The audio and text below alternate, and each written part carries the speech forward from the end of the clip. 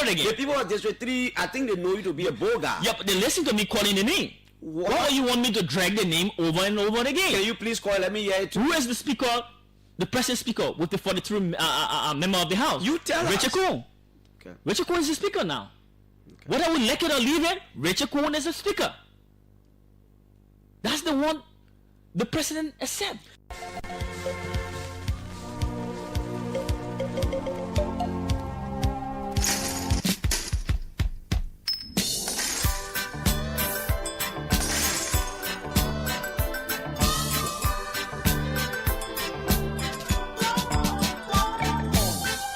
Indeed, the OK conversation is here on OKFM 99.5. So if you live in a glass house, don't throw stones. After 4, we'll have some men of God here. We'll be talking something very important. At 5 o'clock, Rufus Dakote, the point man for Liberia and other countries at the African Development Bank office in Abidjan, will join us. A very high-level conversation. His time has finished. What are the lessons learned? We hear a whole lot. His recommendations, his suggestions to the government, different things to do. When a son of Liberia who has excelled and done very well has played his part and returned home, we need to hear from him. Yeah.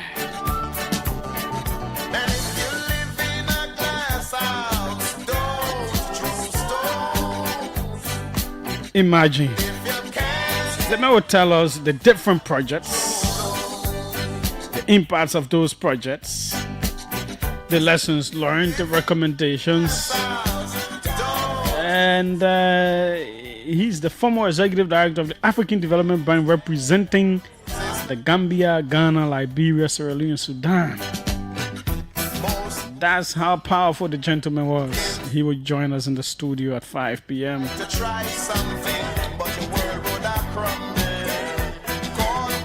Before that, we will talk the issues that matter. All kinds of things are happening, and we will talk about them.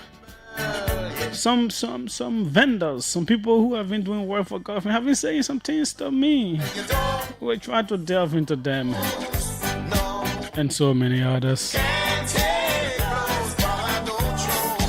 Indeed, the OK conversation is right here on OKFM 99.5. Here we go. We also hope to speak with Madam Edith Gonglo, where giving what's happening between the Vice President and Senator Samuel Koga. We'll hear from her.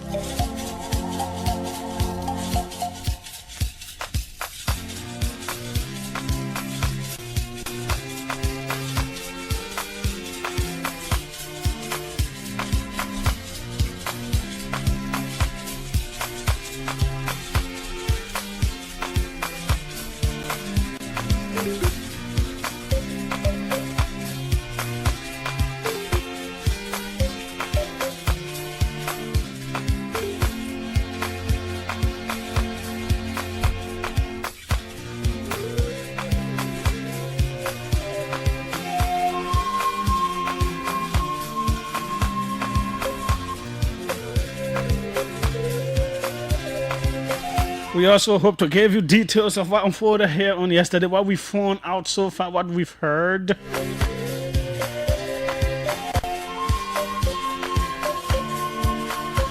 Russia has dangled the possibility of building a nuclear power plant in uranium-rich Niger, a vast arid state on the edge of the Sahara Desert that has to import most of its electricity.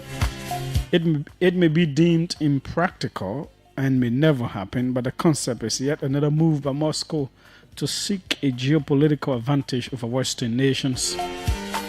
Niger has historically exported the metal for further refining in France, but that is changing as the military-led country cuts off ties with the former colonial power.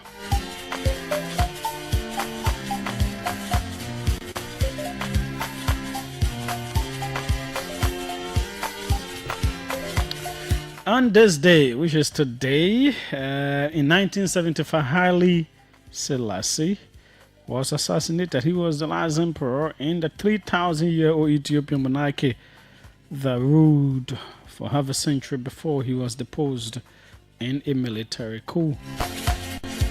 The military rulers who succeeded him claimed that Selassie was found dead in his bed by a servant and blamed his death on complications following a prostate operation. However, the military rulers were later charged with murder after details emerged that he had been strangled to death.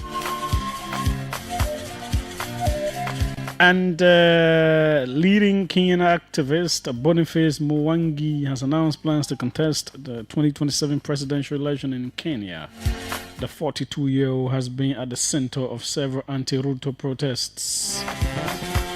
Announcing his bid at a press conference earlier today, Boniface Mwangi said there is nothing to celebrate today in Kenya as he called on Kenyans, particularly young people, to support his campaign.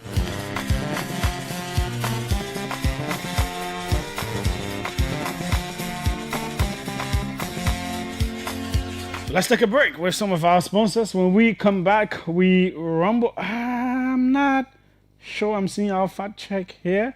If it is here, we'll bring it to you. But let's take this quick break with some of our sponsors. When we come back, the issues that matter to the OK conversation on OKFM 99.5 will certainly be on the cards. Here we go.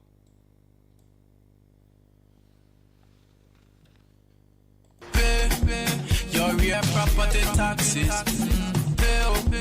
Your real property taxes. My people, you don't hear it? The LRA people, the people then that can collect government taxes, they say that it's time now to pay your real estate tax. Whether you get house or you get land in a city or outside the city, the LRA people say that it's time to pay your tax from now to July 1 this year. The people from the LRA will be in your community to tell you everything you need to know. So look out for them. They will come and teach you everything you need to know about paying your taxes for your properties. Just cooperate when you see them in your community. In your knowing, when you pay tax, all of us can enjoy. When you pay your tax on your land or your house, the government will do plenty fun things for all of us. Pay tax, we all enjoy. You can pay even when you living uptown. Pay your real property taxes. Pay your real property taxes.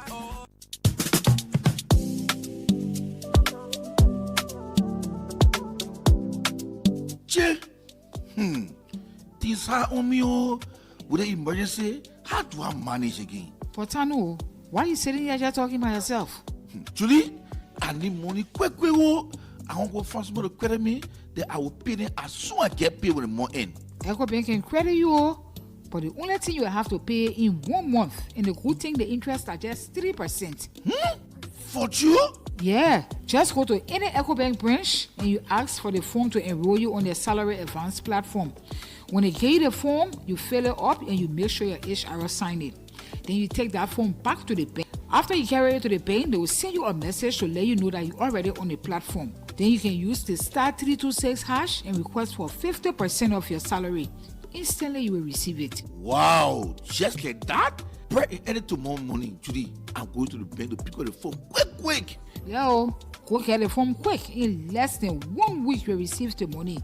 And what I like about it, and they can even ask you for collateral set. I'm going there right now. No wasting time, oh. I'm not saying you must not go there right now. You must make sure you pay the bank money back.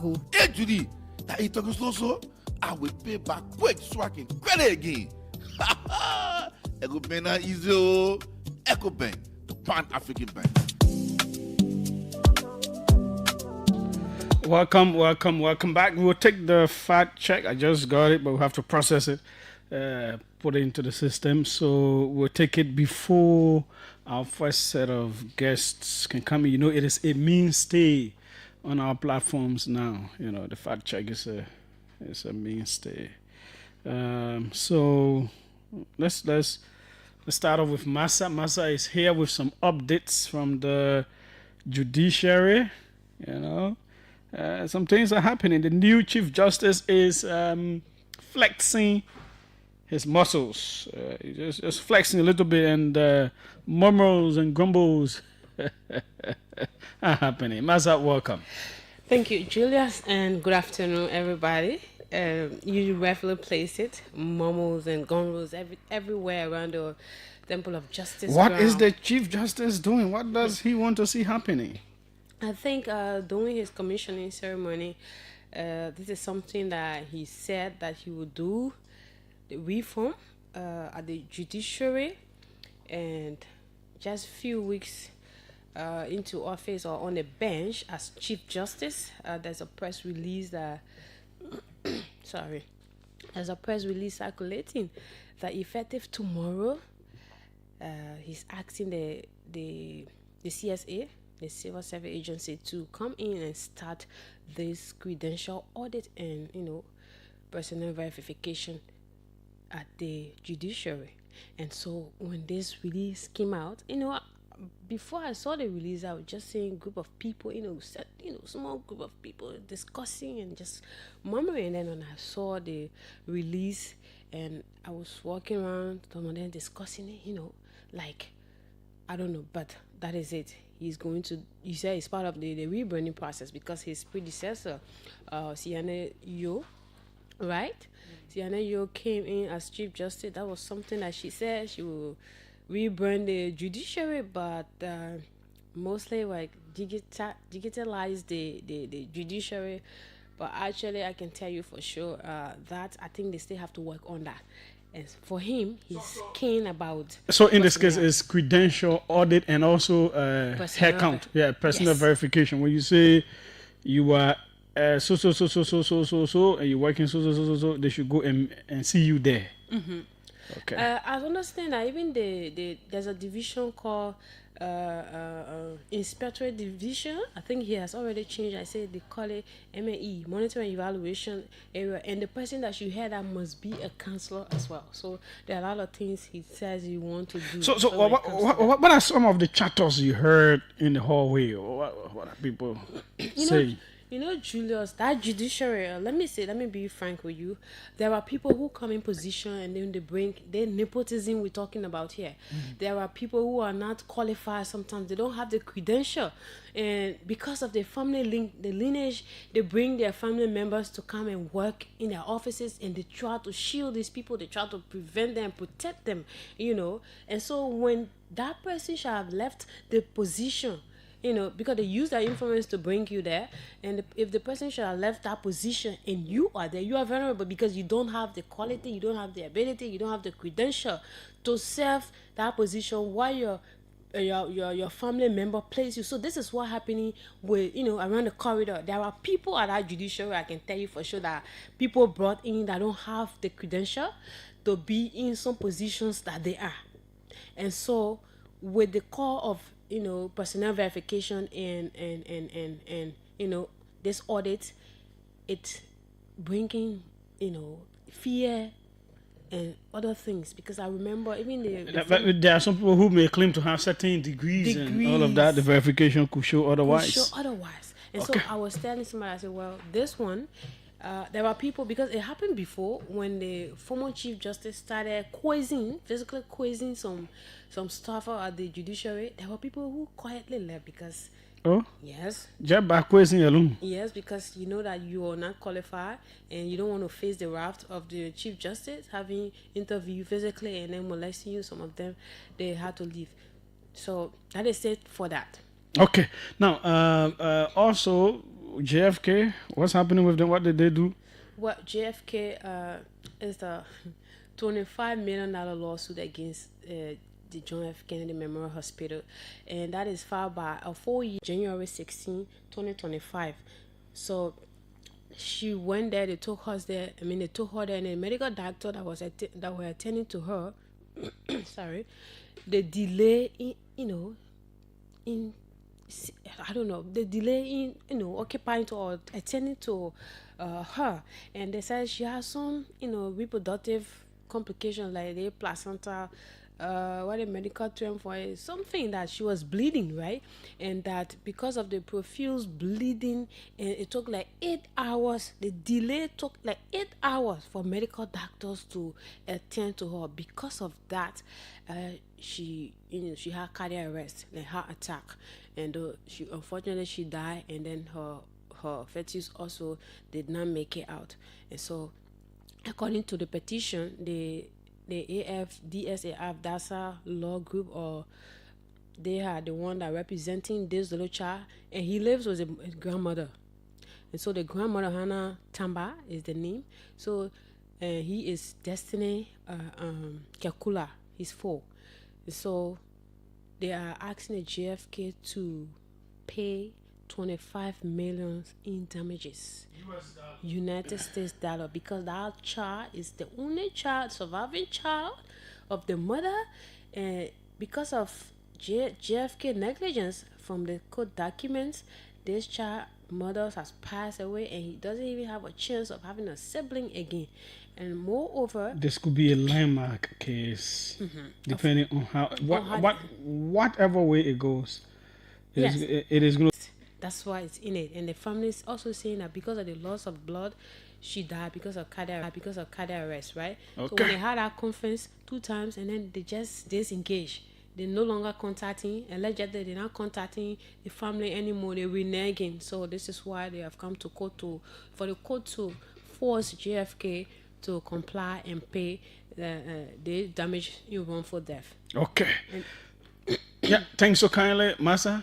And then the Bill Jala case. Oh, yeah, okay. The Bill Jala case, remember that Bill Jala case? The guy who killed his girlfriend in the, I think, Dupero area. Yes. So his case allegedly.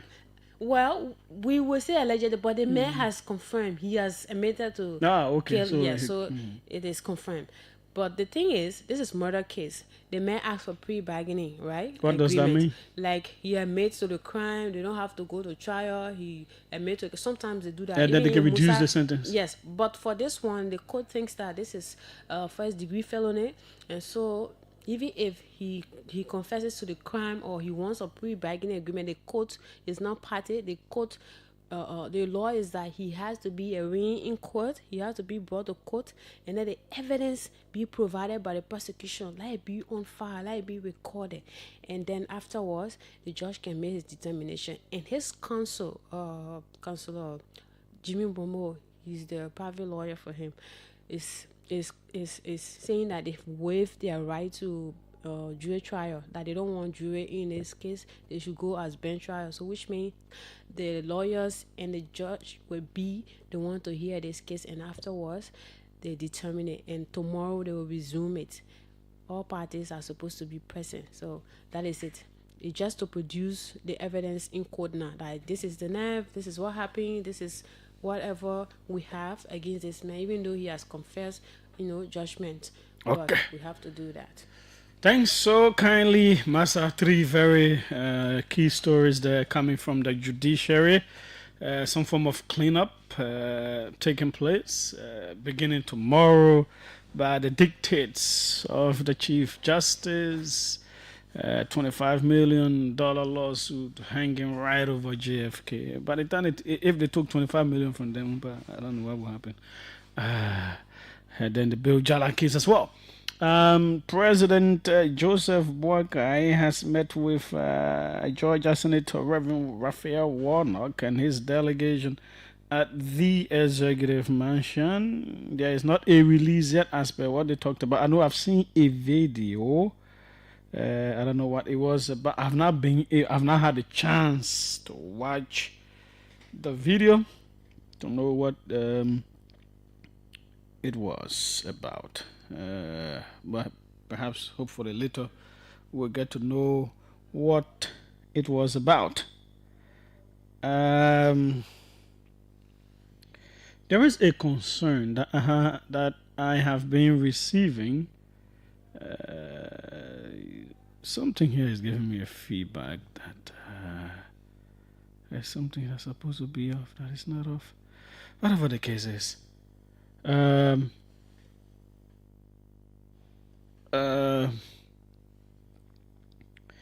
is a concern. Vendors, people who do work for government, who do business with government, who do stuff for government, they call them vendors. Some of these people have met me, some have messaged me. They say every time, Julius, you're talking about country hard, people say the country is hard. One of the factors could be that we, the vendors, we these companies and different people who do stuff for government, the government is owing us. We do work. It takes longer time for the government to pay. 2 weeks, 1 month, yeah, it's okay. But sometimes 3 months, 4 months, 5 months, 6 months, sometimes more than that before we get paid. So as a result, the possibility of hiring more people, the possibility of paying our employees on time, paying taxes, becomes more difficult. Where is the money? The money is not circulating as it should.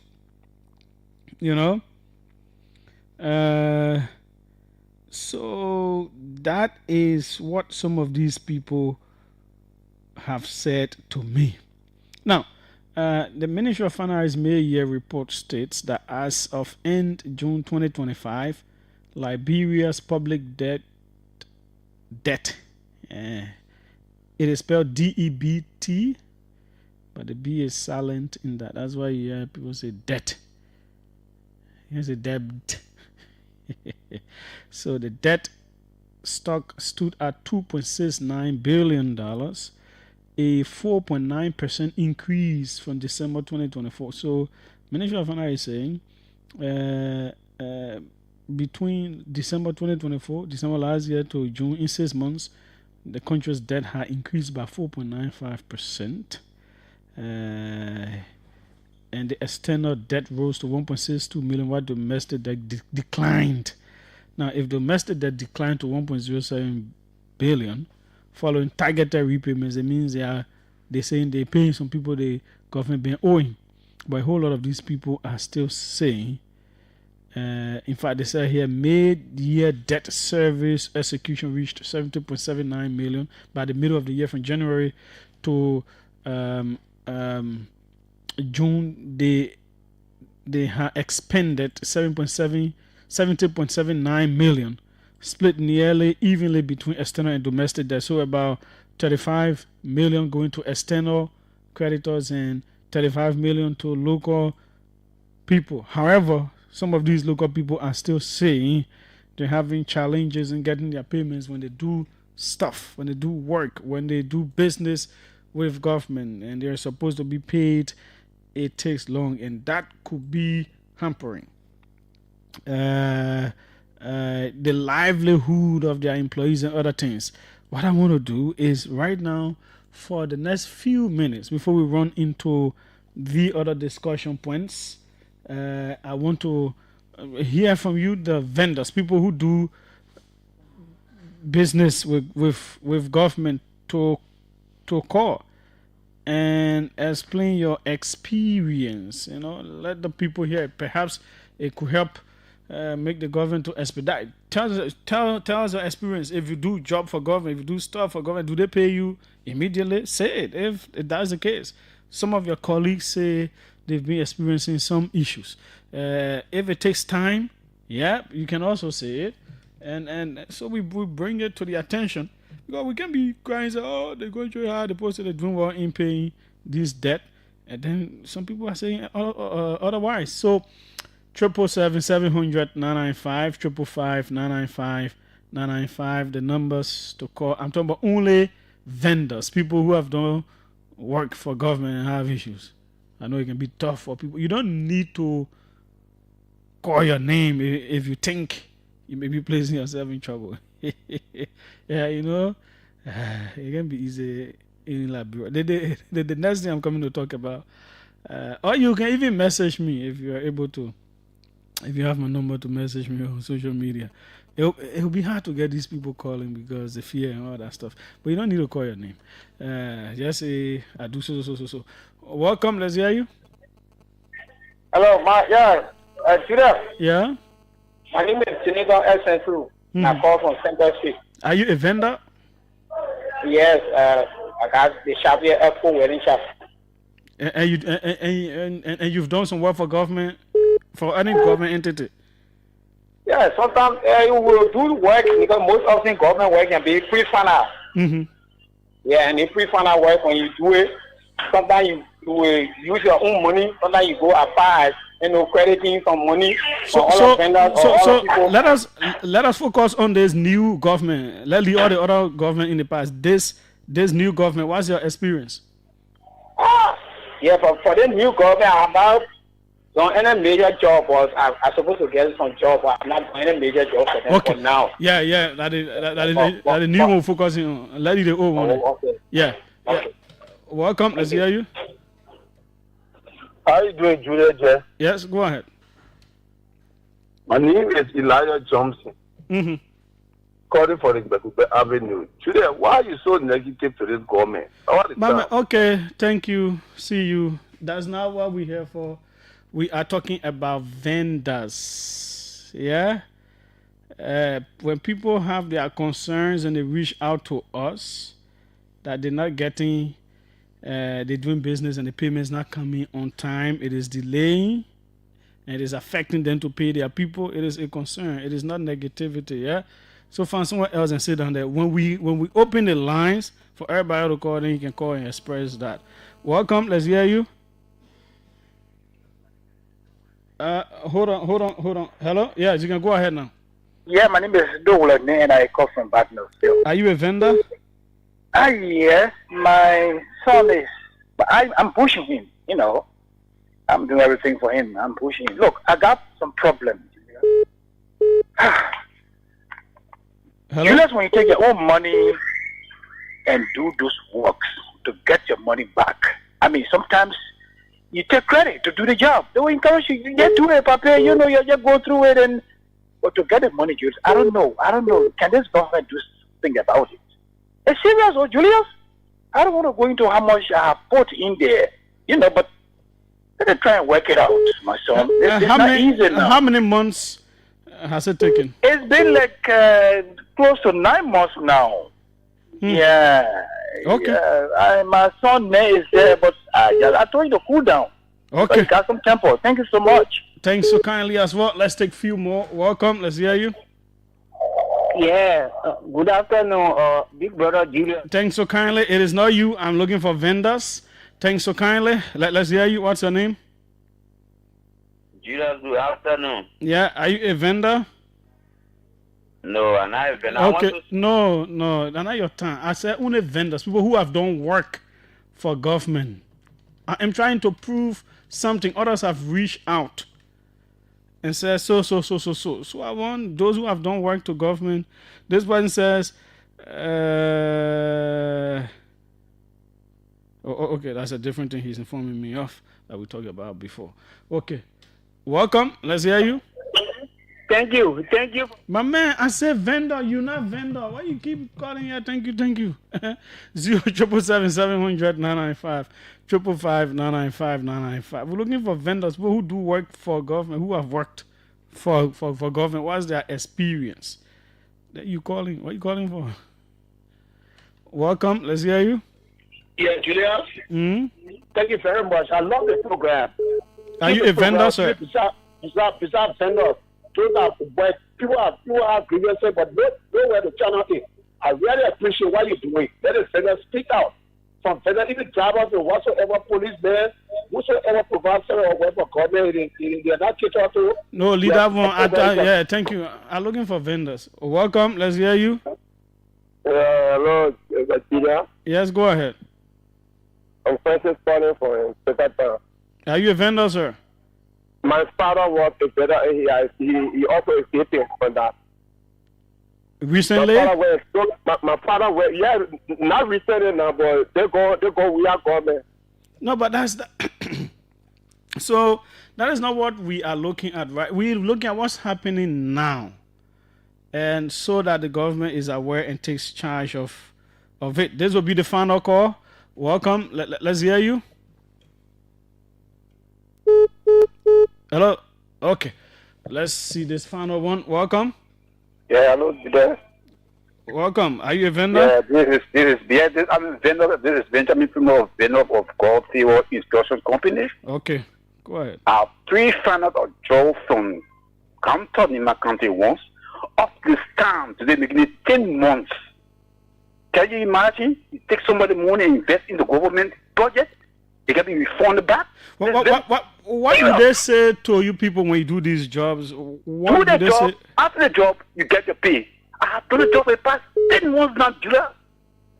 I have run after my money. I said, get it. Don't kill, Julius. Thank you for the topic today, Julius. Okay. Thanks so kindly.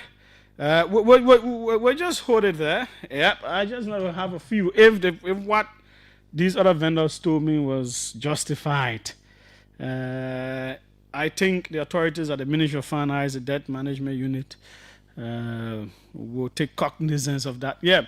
There are those who've done work Ellington, Weirton, and now Baka time. The government owes them. We are aware of those things, but it is upon this government to pay all of that. But I was looking at mainly, especially this new government. What's their experience in terms of being paid back after they have worked? How long does it take? Maybe government buys something from you, or you buy something for government, or you did some kind of work. You did chairs, you did any kind of service you did for government. You did catering service or whatsoever. How long does it take? Does it take more than a month, 2-3 months, 4, 5, 6 months? How does it affect you? That's what we're looking at. We hope the authorities can do what is right. Try and push.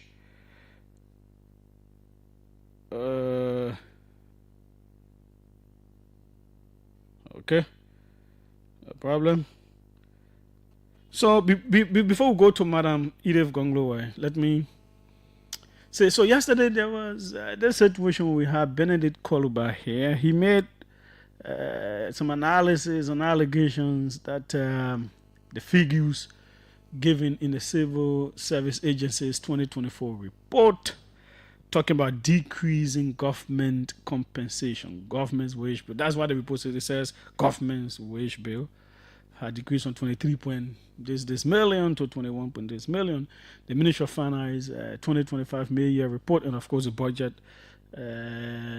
was the total compensation of 315 million, which would be 26 excess million monthly. So there's a contradiction, there is a variance. He made those claims, and then Director General Josiah Jokai called in to clarify, talking about the 103 spending entities, even though that's not what is in the report. In the report, it is clear. I even posted those shots, government's wage bill. So there was a back and forth, and then the key issue about, if this is what was said, why do we have this increase at this point? And Director General Jokai said, because Finance Ministry reports for everybody, all the SOEs and all of that. He even mentioned some of them. And then I push with a question, very important. I ask a question, do these SOEs, these entities, do they submit their compensation budgets to finance to include in the compensation budget that is submitted to the legislature that is passed into law, which is the 315? He said, yeah. So that was it. Claims and counterclaims. What did I do? So I called a whole lot of different people. Ministers, different kinds of ministers at finance. Spoke with one of them on condition of anonymity. People who have worked at finance. And said, no, the SOEs are not included in that 350 million the finance ministry is talking about. They operate their own compensation budgets and all of that. They are not included. We are talking about the likes of LPRC, apart from the call that it must have made, LPRC, MPA, Maritime, NASCOR, those areas, LTA as well. They are not factored in. So I went through the 2025 budget as well from last night up to this morning. I read through to see if these entities, because you can see the different ministries and agencies, you can see the budget lines, you see everything, their compensation, blah, blah, blah. I didn't see those entities recorded there as well. And even up to before I came on air, I got a whole lot of calls from people who have worked there.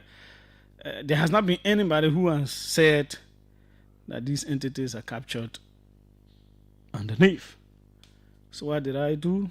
I also wrote Director General Jokai, offering him the opportunity to come on the platform tomorrow, which is Thursday at 5 p.m. to further clarify and have conversations about the report and the different things, so that the public understands better what he was saying. Since perhaps he was on the phone, maybe he didn't get questions clear and all those kinds of things. But he wrote back and said, well, no, he will pass over the opportunity this time around. Perhaps in the future, yeah, he will come. But for now, no. So that is that. And so far, so good, given what I know, given the quality and the caliber of people I've spoken to and all of that, we can clearly see the information provided yesterday was not what it was supposed to be. So it wasn't true. Okay. We've given the opportunity and that has been passed over. Good. So we move on. Let's speak with Madam Edith Gonglo Way. Let's speak with her quickly. She's one of the players in Nimba County politics, as a matter of fact. So let's hear from her. Let's gauge her views on what's obtaining in her county. Madam Edith Gonglo, welcome. Thank you. Hello, Julius J. It's been a long time. Hello to the people of Liberia. Not a very long time. You were just beaten in the election. It was not long ago when I know, but I mean on your show. I think the last time I was on your show must have been like June. Yeah, I think in June. Yeah, it was June, after the election. Yeah. Well, it's been several weeks now, so Yeah, sure. How is life going? Well, good, pretty good. I will be coming back pretty soon. I've just been working on some stuff, and once I, have one more trip to do, once that trip is done, I will be on my way back to the motherland. But everything is going on fine. After those bitter elections and stuff like that, sometimes you need time to recuperate. You need time to regain your mental sanity and stuff like that. So, things are fine. Now, your county, Senator Samuel Koga, the man who defeated you, delivered quite an explosive interview just a couple of days ago. How did you receive that interview? Thank you so much, Julius. But just before I go to that, one of my primary reasons for this call is to just again speak to the people of Liberia, to the citizens of Nimba, citizens of Liberia, on some of the trending issues. First, let me thank former President George Manawia for what happened last Saturday. It was fearful for some of us, especially when we were hearing voices of resistance and defiance, to hear that former President Weah had to be on the phone that night to call on seditions and say, do not resist. If the court said they should evict, you should leave calmly and let the law take its course. I've never seen such level of, peaceful leadership. I just want to thank him for that. Yeah, Julius. Yeah, but he didn't have quite an option. It is not their property. It is for somebody else, and they needed to be evicted. So he just had to tell his people. I agree. I agree. But sometimes some people will see what is right and still not follow what is right. You know how many times leaders have incited their followers to disobey? So for the leader to tell his followers, do not disobey the law. If there's an eviction, follow the law, stand down. I thought that was remarkable. Give it to him. That was a mark of peaceful leadership demonstrated. And I was really, really impressed by that. Because some leaders really don't care. Because they're sitting in their comfort zone and they push their followers to do sometimes the unspeakable. At the end of the day, they gave speeches of condolences to the families. You know what would have happened had the partisans resisted armed police? It could have been a different story. So we have to thank him for even making his partisans to obey what the court has said. Well, they have talked about building. Yeah, they are now talking about building a new headquarters and all of that. Are you going to contribute?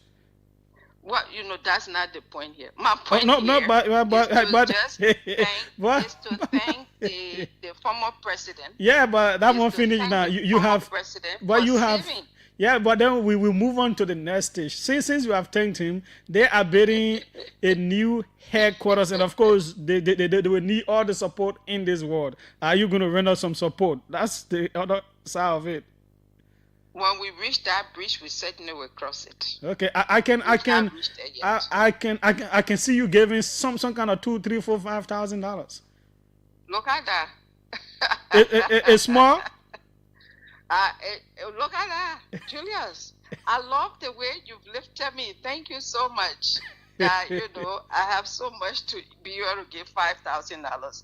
However, my call here is to just really thank him for preventing what would have been a chaotic situation. Okay. Give it to him. Nimba. But to come to your question to Nimba, it has been a troubling one day. Because I woke up yesterday morning to the trending videos all on the internet, all on Facebook, with Senator Koga sounding an alarm bell.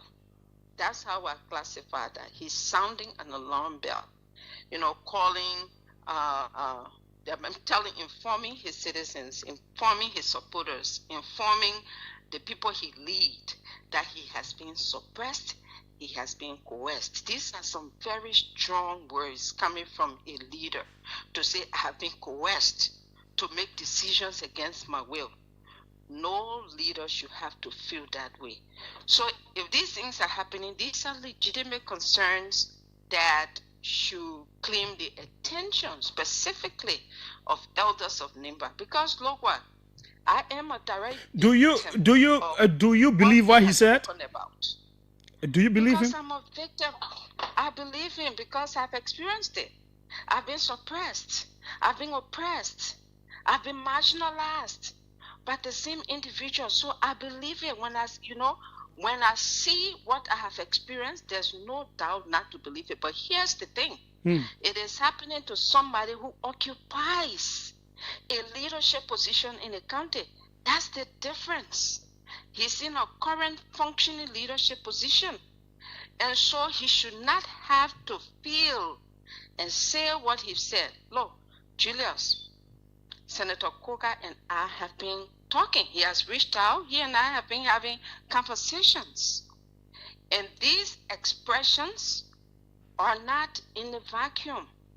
So my call is that when people are in distinctive leadership positions, allow them to play their required role. The senator is the senator. There are two senators for Nimba. The leadership of the county comes in 3 tiers. You have the executive leadership that includes the superintendent and the local leaders, and then you have the legislative leaders, the district representatives who just specifically look out for their respective electoral districts. Then you have the senators who have the responsibility of the entire county. yes, the vice president is the most senior government official from the county, but his role should be one of advisement. He should be able to advise these leaders when those advice are sought, but he cannot thrust himself into making decisions or playing roles that should be played by these respective local leaders. That's a conflict. Well, Senator Nyan Twine doesn't seem to see it that way. He wrote earlier today, more than 4 hours ago, normal siblings arrangement. It's not that deep to overthink. We will be good.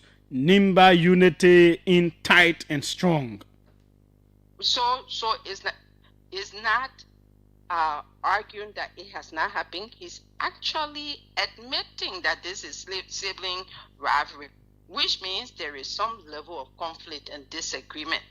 All we are saying is the elders of the county should not let this sit, idly and say, well, just like Senator Twine is saying, that normal sibling rivalry at this level of civil authority, if it is not dealt with, it could degenerate into something else. So, to answer your question, it's not a good thing for Nimba, it's not a good thing for the leaders, and the elders should be able to come in and let the vice president know that your position as vice president should not cause you to overpower everything else in the county. Let the county leaders play their role. I think this is the point I'm trying to make to your question and to your statement. Okay. It is time for a spade to be called a spade, so that each of these respective leaders can, clearly, without any hindrance, play their respective roles. When you said earlier that you and Senator Koga have been having conversations, is it after he became senator? Oh yes. Okay. Oh yes. As a matter of fact, we spoke. I think we spoke this morning. Yeah, we spoke this morning. We had spoken over the weekend during our Chief Justice Welcome Back to Nimba program. By the way, I also want to congratulate the Chief Justice of the Republic of Liberia. I've done that on Facebook, but it's good to also do that once I'm on air. Nimba County is always proud when one of us is lifted, at prominent national level. Be that as it may, he and I spoke when he went to Nimba for that program. Because leaders must learn to talk. Leaders must learn to coexist and collaborate, especially on issues that impact the entire county and the country to some extent. So yes, I've been talking with local leaders, not just in Nimba, and other parts of Liberia. I'm open to dialogues. So to answer your question, yes. Senator Koga and I have been speaking lately. Okay, Madam, thanks so kindly. Because of time, we'll let you go. But once you're back in country, we'll have you here for an expanded one. You bet I will. Thank you so much for taking my call. Okay, that's Madam Edith Gonglo. We're right there.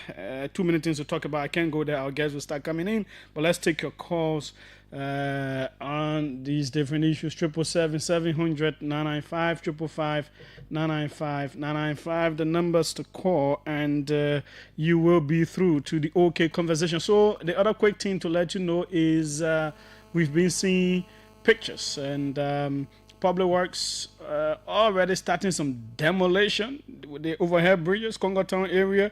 That is what our reporters have been reporting that as well. Very, very, very, very important. So, looking at September, October for that work to start. Those coming from that end should get ready for some real traffic congestions and all of that. But development comes with pain. Thanks to the Chinese for sponsoring all of these things. So that is how we will go to the phone lines now to take some of your calls as our guests come in. Welcome. Let's hear you. 777-700-995, 555-995. Go ahead. Yes, good afternoon. Let me say a pleasant good afternoon to schools of Liberians following your show. I phone from District 4. and this is the voice of Akwe Abu Senior. Julius, I'd like to speak to this issue that transpired yesterday between your guest and that of the CSA boss.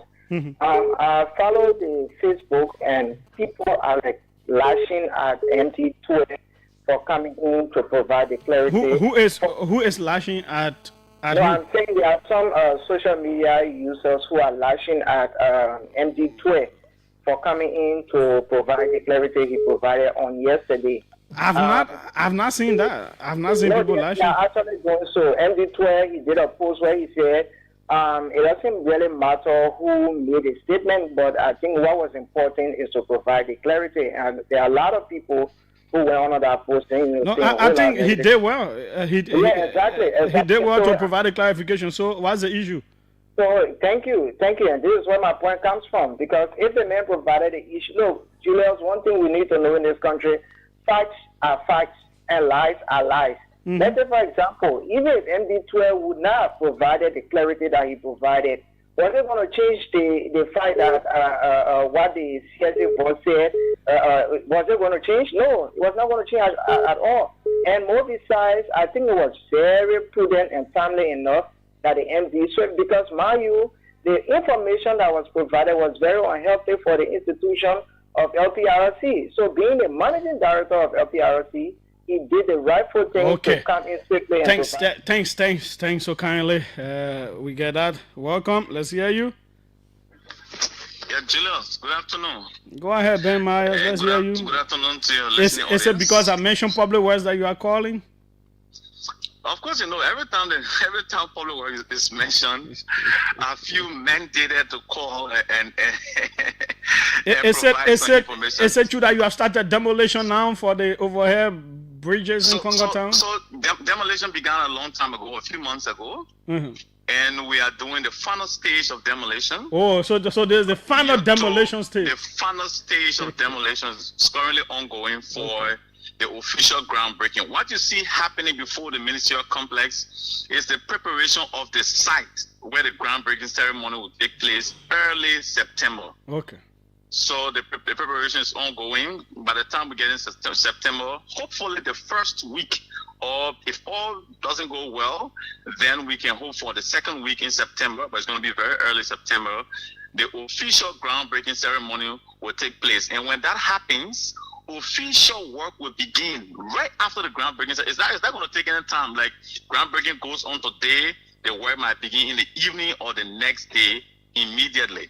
Okay. And so the people will start working and the construction will begin immediately. So the public can anticipate that there will be traffic congestion, but the ministry is making preparation to have alternative routes to accommodate the traffic in the eventuality where that happens. Okay, thank you. Thanks so kindly, Ben, for being that proactive to provide more details. Very, very important. As well, I like media relations, public relations, people who are very, very proactive and on the point to inform the public. Welcome.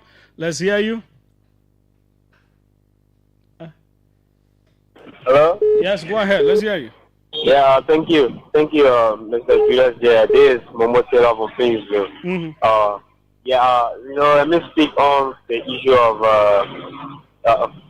from the lady that spoke about an email. I mean, there are all these issues, particular area, there are all these issues concerning people and the Coca. I think the to elect the vice president, take control, because I mean the VP was the one the listener that gave their mantle of authority to. I mean, so but I think that's Lima United will get better. But you please let me just I really want to express myself on the issue. Please, which one? Okay. No. I didn't say you should express yourself. I said which one. Let me hear the issue first. Then I will decide whether you should express or not. Concerning your things, how you speak on issues. Okay, tomorrow you can do that one, please. Yeah, let deal with the issues that are there.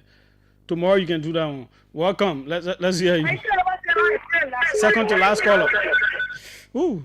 Hello? Oh, you went off by yourself. Hello? Yes, go ahead. Let's hear you. Yeah, thank you. This is Chris Snow Fatima, and I'm calling from the Mama Gandhi in the letter in the FBA District. Go ahead. Well, Julius, I think for me, I listen to the civil service for, but for me, I think he is the commander of the government and senator also the commander of the government. So I think they didn't see how they will settle. Who they call senator? Who they call senator? But that it must and see as a boss we talking that Benedict called about her on air yesterday. It was not it must when they called say something. All right. The definitely needs to find out. For me, whatever you guys there are in line with the civil service policy. You guys comfortable with scheme. That is telling you guys have one of the best government, official of this government. Okay. To the civil service. I think there are so many reforms that we can see. The issue of prevention, other payroll, and I think these are things that are well in place.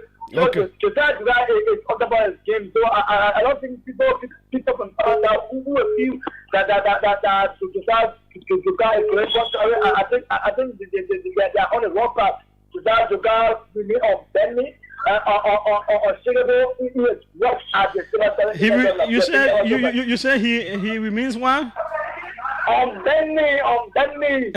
And what? In making sure. I also heard you using another word. I said unshakable and bending. Oh, unshakable. I said, yeah, you mean unshakable and bending in making sure. Are you a charismatic Christian? Definitely, I'm a Pentecostal. Okay, I see. I see why you are using those words. Unbending, unshakable. Unshakable, the unshakable God.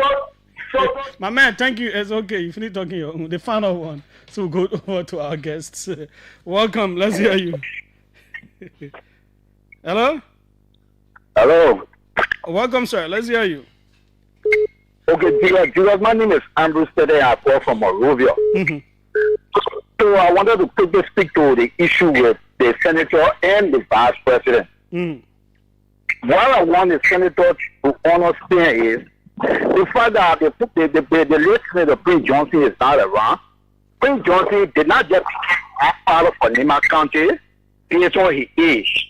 He became the godfather for Nima County based on his position as senator, and he was then referred to as the senior senator of Nima County. The same thing with the vice president today. The vice president right now for Nima County has the most senior position in government. We all know everybody from Nima County will not come from the same government. But then, when it comes to being senior, he is one here in the position. And if you want to step in the shoes of someone Senator Johnson, I will call out the news and understand that way, let them back to work. But my work cannot be sitting there saying the man is taking power onto himself.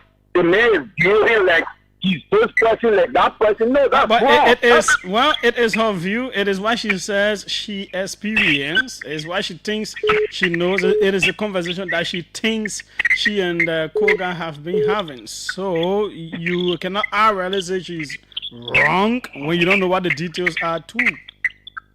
So Julius, Senator, you don't want to feel last name and siblings and I am trying uno side. Hello? No. I mean that's his view too, right? Yeah. And you believe his view. So issue that any meeting for Nima, the client is speaking about it. Client speak like one of the leaders for Nima. Okay, thanks so kindly. I agree with you. I'm just saying it is his view. That's how he sees it. That's how she sees it. And you agree with how he sees it. That's okay. And how she sees it too, that's okay. But at the end of the day, I think it is in the best interest of the vice president to calm all of those storms and ensure that they are back on the same table and all those kinds of things. I think it is something he's able to do. We will hold you out there. Our guests are here. Let's go over to them. After we shall have got done with them, we'll take the fact check before we take our next guest.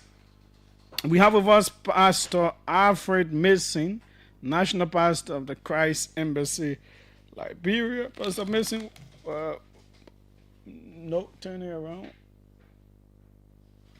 Yeah, turn it around on that side. Yeah, like that. Who is Pastor Mason? Welcome, sir. Thank you so much, Julius. How is life going? Well, we thank God for His grace and all of the beautiful things that are happening. Are you unbending and unshakable? Yeah, in my quest to preach the gospel of Jesus Christ and to Christianize my environment with the gospel, I'm unbending and unshakable. We also have with us, let me go there, I don't want to make a mistake with the name, Pastor Eric Favor Roberts, City of Praise Church, TWC Ministries. Welcome, sir.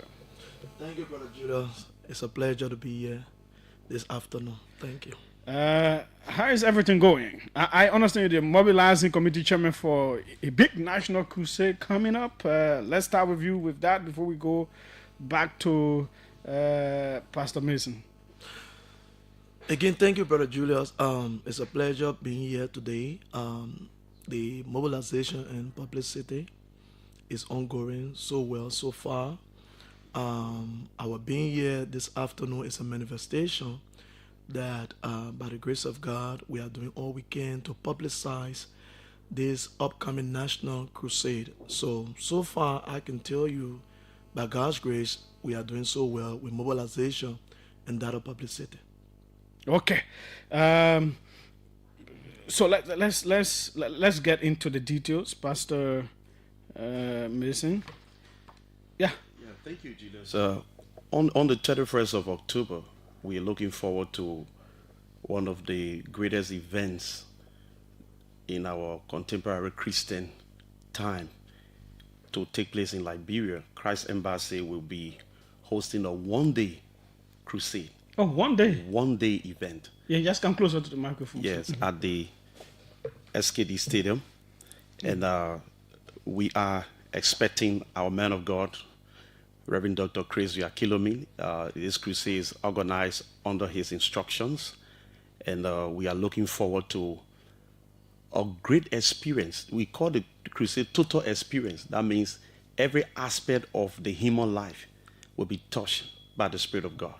And as characterized by crusades held by our president, our man of God, Pastor Chris, the president of the Love One Nation, aka Christ Embassy, you will expect the healing of the sick, salvation.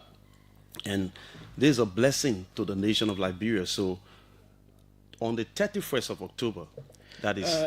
I'm trying to look at the calendar to see which day it will Friday. fall. It will be on a Friday. Friday, yes. October 31. That's like a little over 2 months from now. Yeah, so we're here to begin the national mobilization. And we're here to spread the news across the nation as we begin mobilization, because it's a one-day event, and we want it to just be successful. And you said, where is it happening?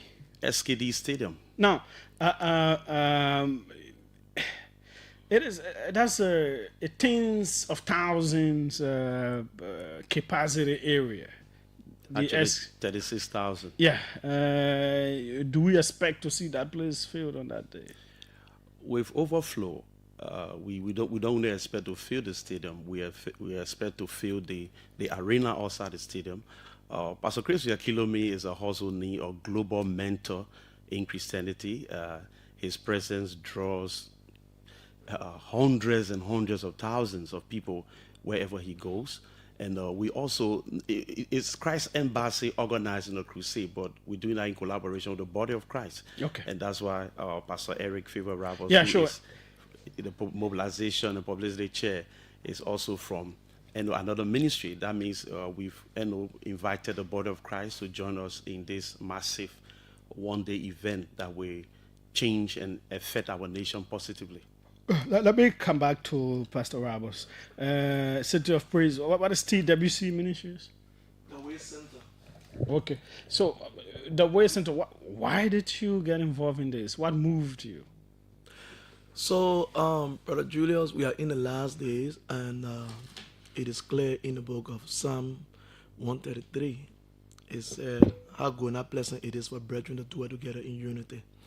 And so, what Christ Embassy is doing is no different from what we are doing at City of Praise Church or other churches and ministries in Liberia and around the world.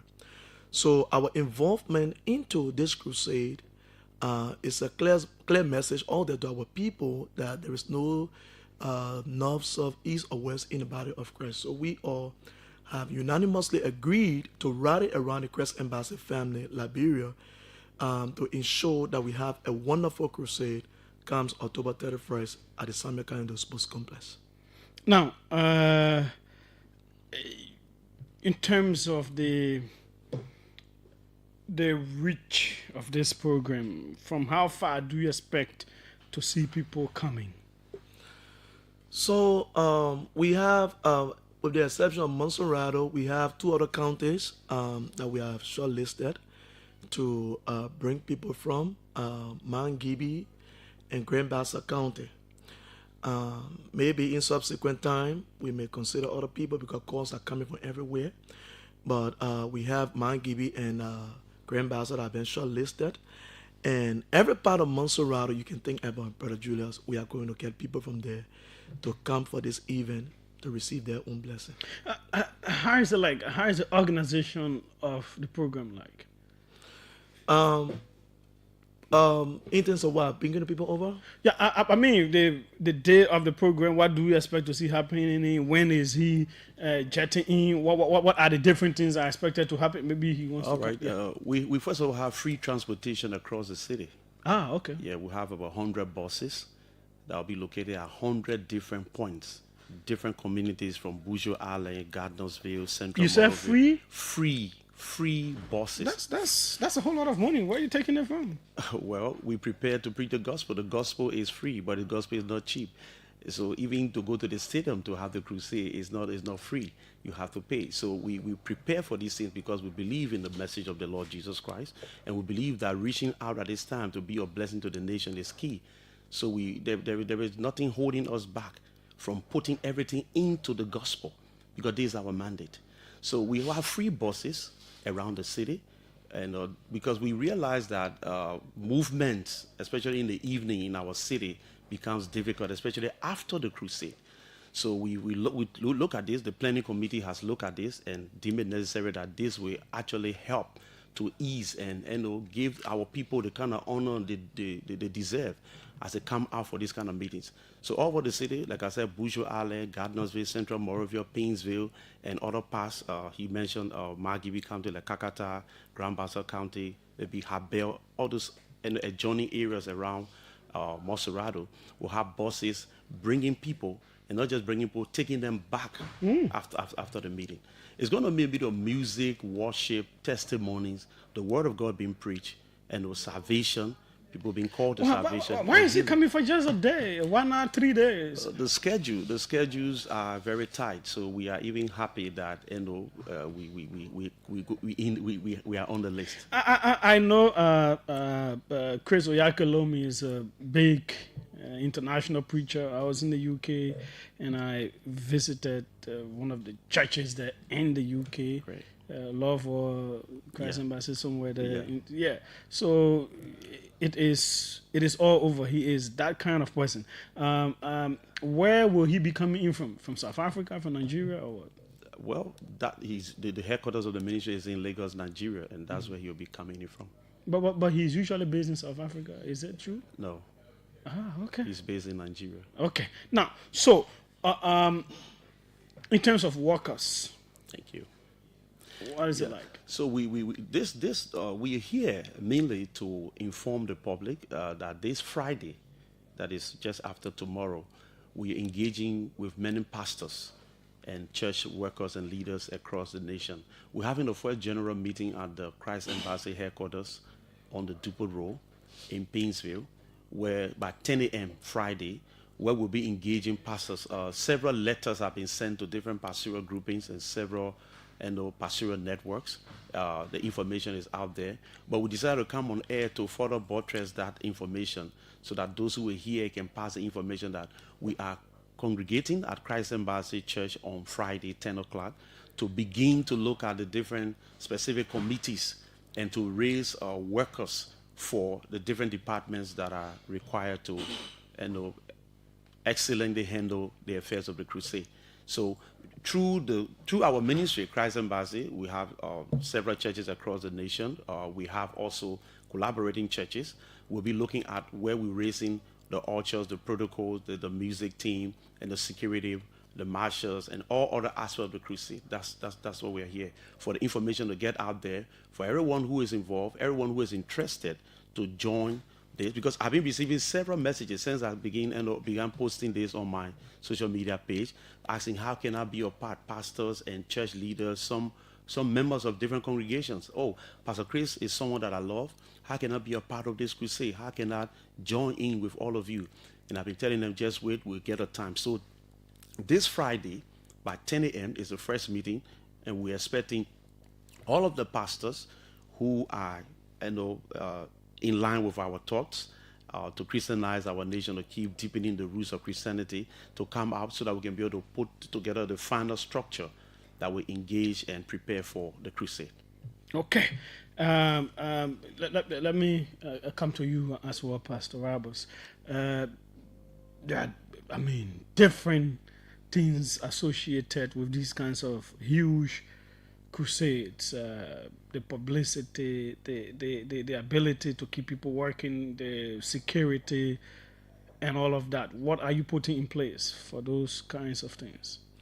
Thank you very much, Brother Julius. So, like Pastor Afra rightly stated, this coming Friday, day after tomorrow, 10 a.m., we'll be having the all pastors meeting.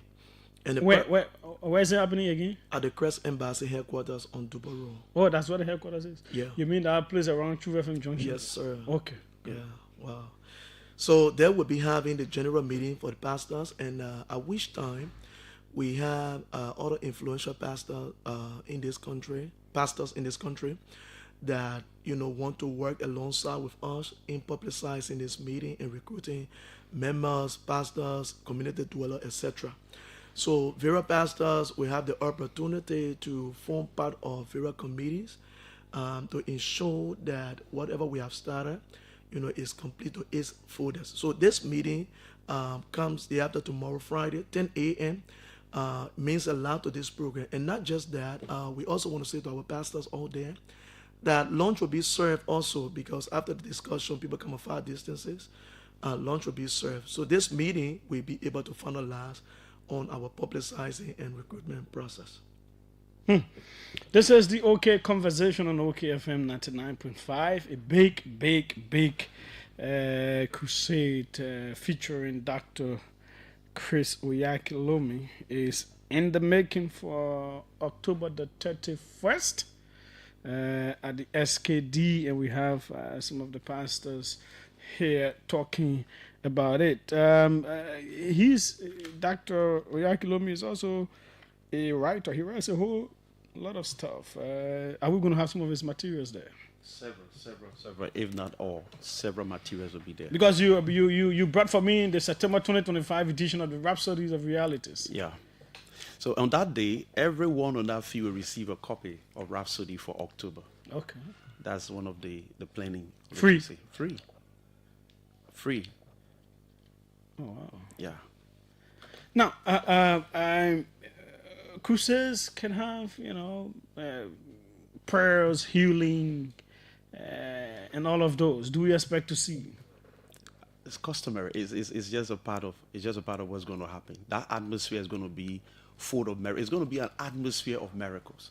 If you follow the ministry of Pastor Chris, you know exactly what to expect. For those who listen on air, who has followed Pastor Chris over the years online or however, they know what to expect. So the blind will see, the lame will walk, the deaf will hear, and those several diseases will be cleansed by the power of the Holy Spirit. The Bible says the power of the Lord will be present to heal and deliver. And the most important thing is that souls will be saved, Julius. That's the biggest miracle, the salvation of a soul, the transformation of a soul to turn from darkness to light. And that is important for our nation and not today. What inspired this crusade? What brought about it? Well, the end times. Well, It said like he said, I want to come to yes, he has instructed. Liberia, or you as a Papa, we want you to come to Liberia. Which one? Well, a bit of two. Okay. A combination of here and there, but we have been instructed to have this crusade, and that's what we're planning for.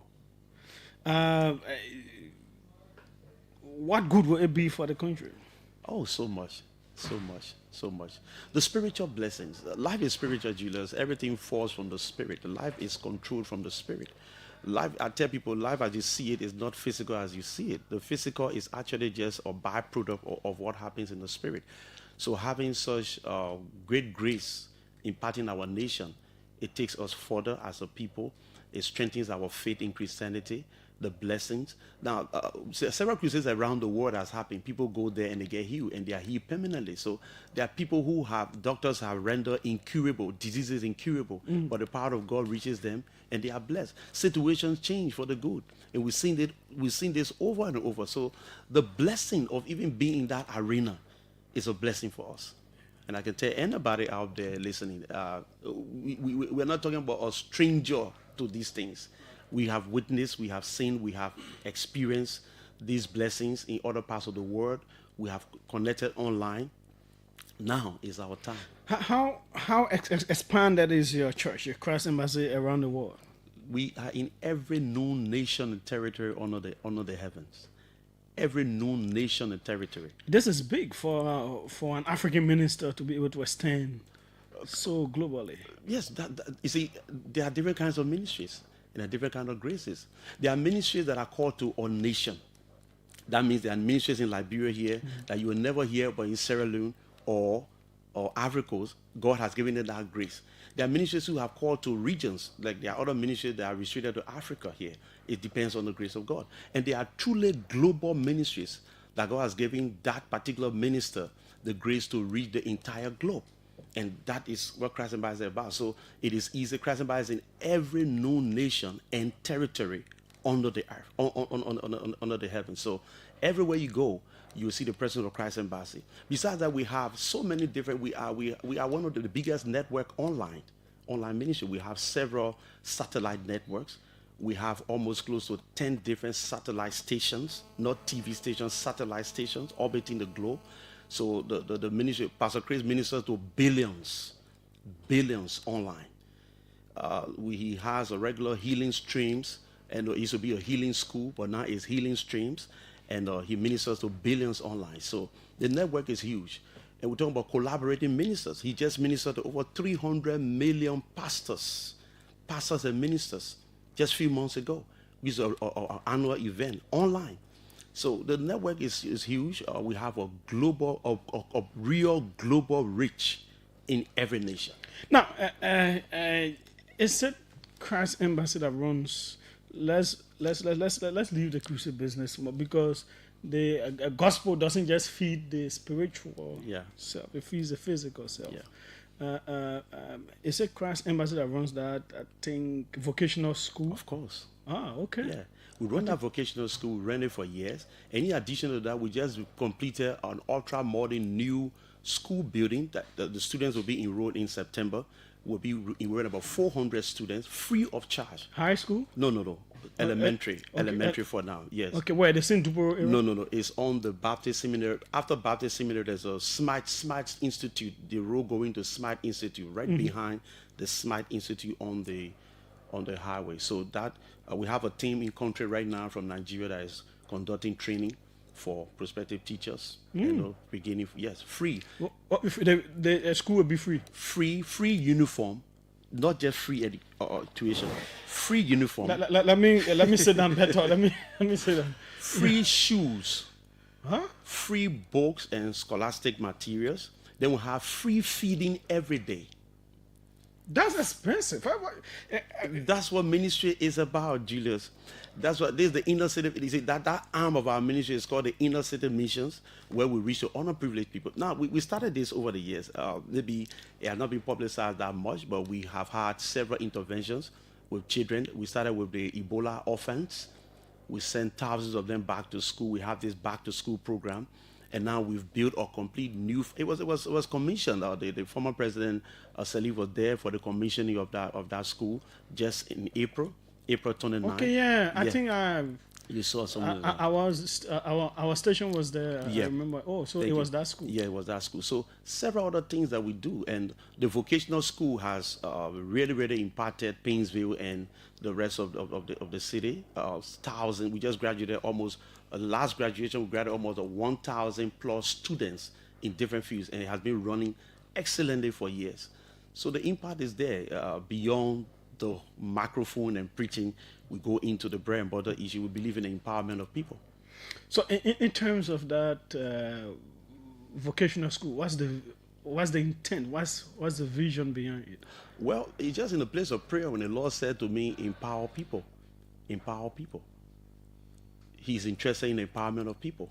That many people cannot go transit to the tertiary education. And in fact, those coming out of the tertiary institutions are even going back to vocational school because these are handiwork.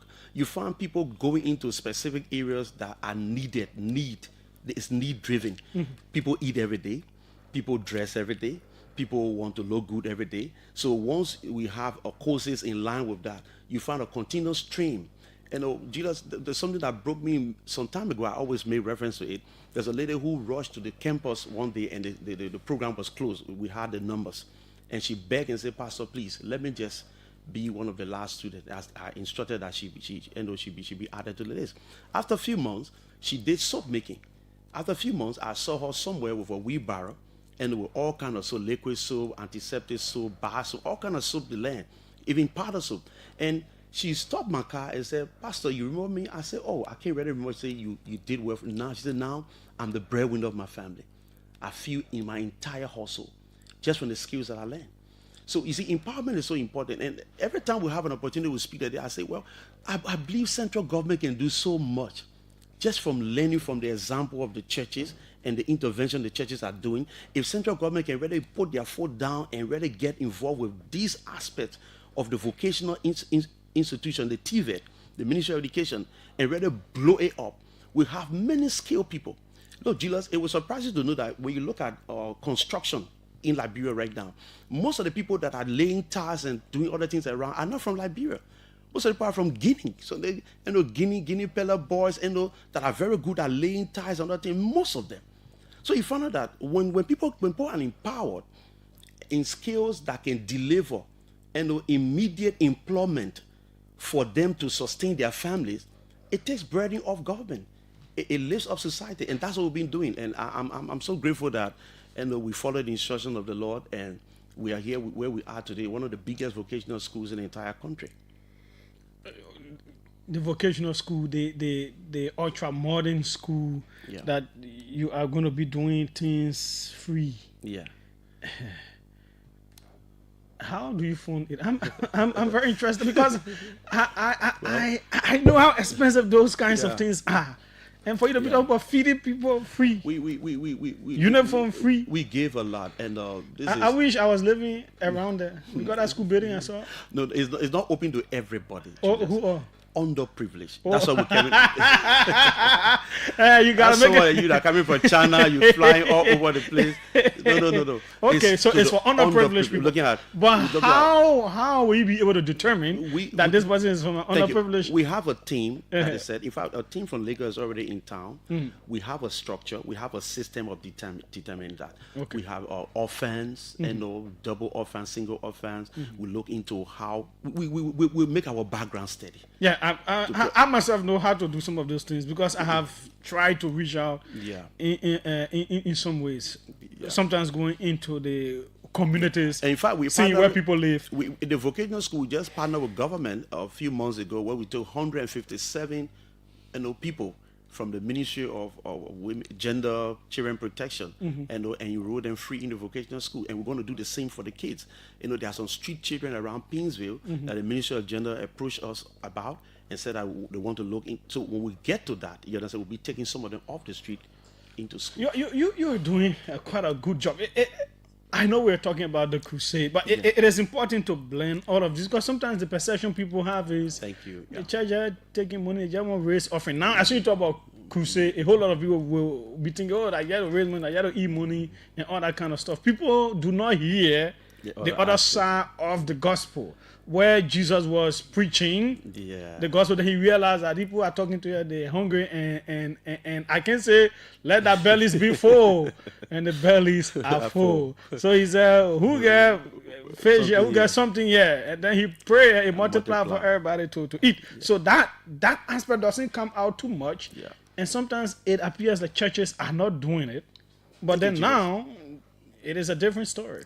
How much offerings? People just they focus, they major on the minors. You see, we have people who are determined to push the gospel beyond offerings and those things. You just mentioned the issue of buses. 100 buses around Moravia for a few hours for one day will cost us nothing less than $25,000. Now, you cannot say you're going to a crusade because you want to raise offering. So you put in buses in the street to raise offering. That would be a bad investment if you are a mathematician or you are an economist. So we're not looking at that. We're looking at the good, the impact it will have on the people. We're looking at the dignity of the people. We don't want people struggling, walking from Central Moravia to Pingsville to go for a crusade. And after the service, by maybe 7, 8 o'clock in the night, they're struggling to come back. Oh, so that means the crusade is starting by what time? By 4. By 4? Yes. Gates will open by 2. And I know he's a man of time. Yeah. Gates will open by 2. Yeah, gates will open by 2. By 4 o'clock, we are on the way. And by the grace of God, by 7, 8, we'll be finished. It's a one-day impact. Bam. And we are done. Well, let me come to Pastor Roberts as well. Please, you shouldn't take Pastor Roberts from his church and carry him. But both of you are good friends. I can see it. Yeah. Now, in terms of some of the things we've been talking about, the spiritual aspect, the empowerment aspect, you want to add to him? Mm-hmm. Yes, like as Alfred correctly informed everyone of us just now, we all follow Pastor Chris from distance, online, thank God for technology. And we have seen the hands of God upon his life. I have seen a lot of incredible miracles that God has performed through this servant of his. And Liberia will be of no exception, especially as we're expecting him. This will be his first time. And we just want the public to know that what has been happening in other nations, Liberia will be of no exception. Yeah. Okay. And how can people who want to play different roles reach out? So this coming Friday will be the biggest opportunity for other pastors, not just pastors. Let me not limit it to just the church. We are also working with community leaders, community dwellers. We are working with marketers, the motorbike riders, keke riders, etc. So people that are listening to the program right now, we want to say to you, if you want to give your quota, you want to be a blessing, you want to help in recruiting people, you want to form part of some other committees that we have set up, this coming Friday, just make your way at the Crest Embassy, headquarters on Duboro, 10 a.m. And then we will give you the opportunity, because it's not just Crest Embassy thing, like he correctly put it. It's Crest Embassy in collaboration with the body of Christ, Republic of Liberia. So you can contact us on the telephone numbers. You can call it. Yeah. Yeah. Yeah, so those of you that want to form part of the crusade, my personal number is 0776 71 1155. 0776 71 1155. The Lone Star is 0886 71 1155. It's just a call. So we're looking forward to somebody start calling already, please. We will talk to you after the program. Yeah, just save the number 0776 71 1155 or 0886 71 1155. After the program, if you want any answer to your question in your mind, please just call me. I will answer your question. And people are volunteering to work, right? Yeah. Yes. Okay. It is important to emphasize that. Yes. Before someone be thinking the people will get a small thing after. I just want to inject something, Brother Julius. Quali, I've been following you closely. Sometimes you send posts, of your pastor, Bishop Kuhn. So I know you are a lover of the church. But I just want the public to know that Christ Embassy have been doing remarkably well. This is not one of the crusades that people can just sit, anywhere and just say what they got no business saying. The perception must change. This crusade is about salvation, healing, people giving their life to Christ, baptism, etc. We want to see the gospel being promoted to another level through the ministry of Pastor Christ Embassy. We want to see people's life being saved. That's why me, Pastor Eric, from different church, I choose to abandon my activity to come over. But I tell you what, Brother Julius, normally when we attend these crusades, we normally give our financial contributions since Pastor Alfred came to us from outside the ministry. This man have not asked us for a dime. He have not asked us for a dime in any way, any form. Okay, I'm not saying that because I will not contribute. I will contribute financially. Some way I will contribute. But he have not asked us for dime, the entire ministry, and he choose to shoulder the responsibility. So people out there want to encourage you, come for this crusade. It's not fundraising, rather we're going to do. No, it's about Christ. It's about Jesus. Jesus can come anytime. I don't want to preach, but no, you can preach a little. Why not? Yeah. we are about to go to the last, but before we do that, let's take this song. Every season, I think it will tie in with the crusade. This is by our own man William Morris, all the way there in the U.S. He's a Liberian, but he does contemporary gospel.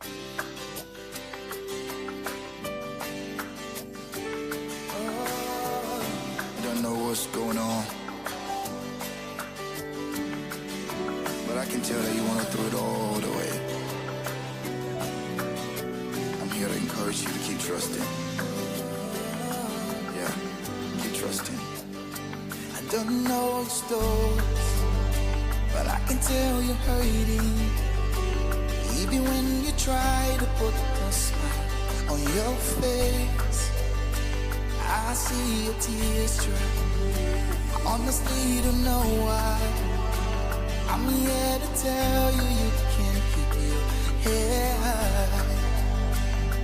There's no winning in every battle that you fight. There is a win in every battle you fight.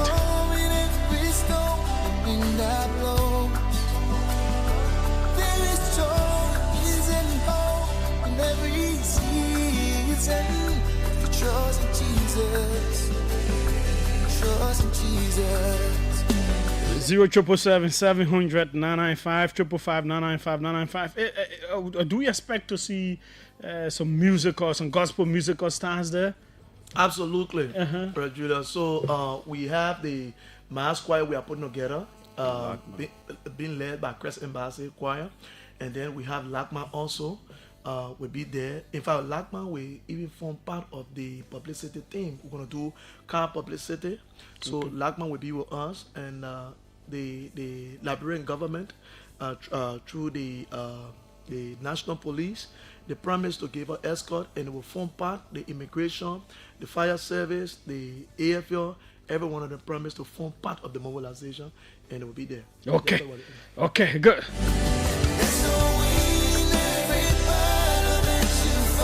There's a win in every battle you fight.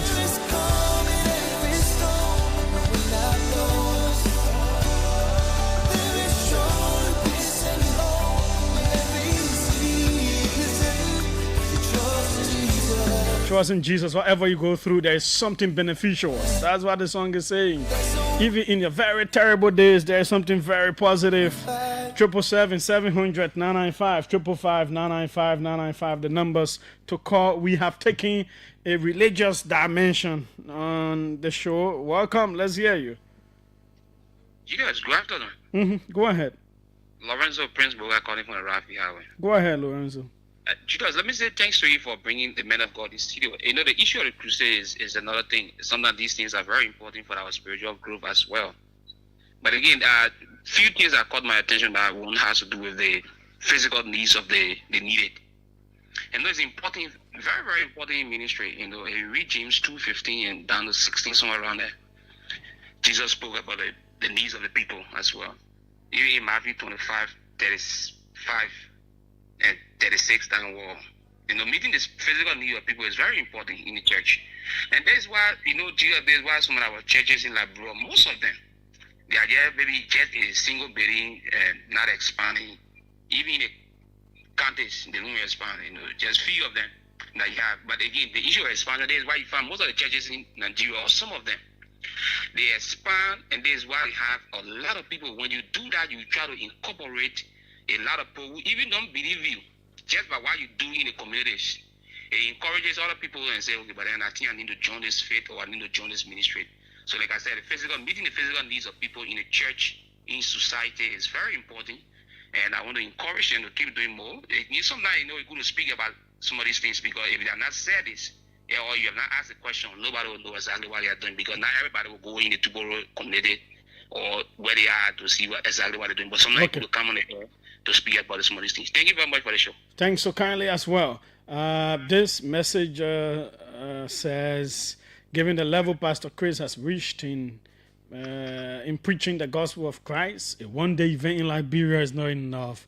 I beg the organizers to try and make this 3 days crusade so as to help us experience the divine healing of God. Ernest barely sends that one in.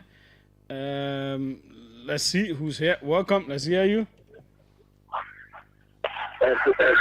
No, can you cut your radio off, please? Hello? Okay, you went off. Welcome. Hello. Good afternoon. Yes, go ahead. Let's hear you. Yeah, thank you for having me on your platform. I'm CRC of the Interlogical District 14. And it's a blessing to be on your platform this evening because you are hosting Man of God. With respect to the show. Let me appreciate the Christ Embassy and even the church that is trying to collaborate with them to organize crusade in our country to its cluster.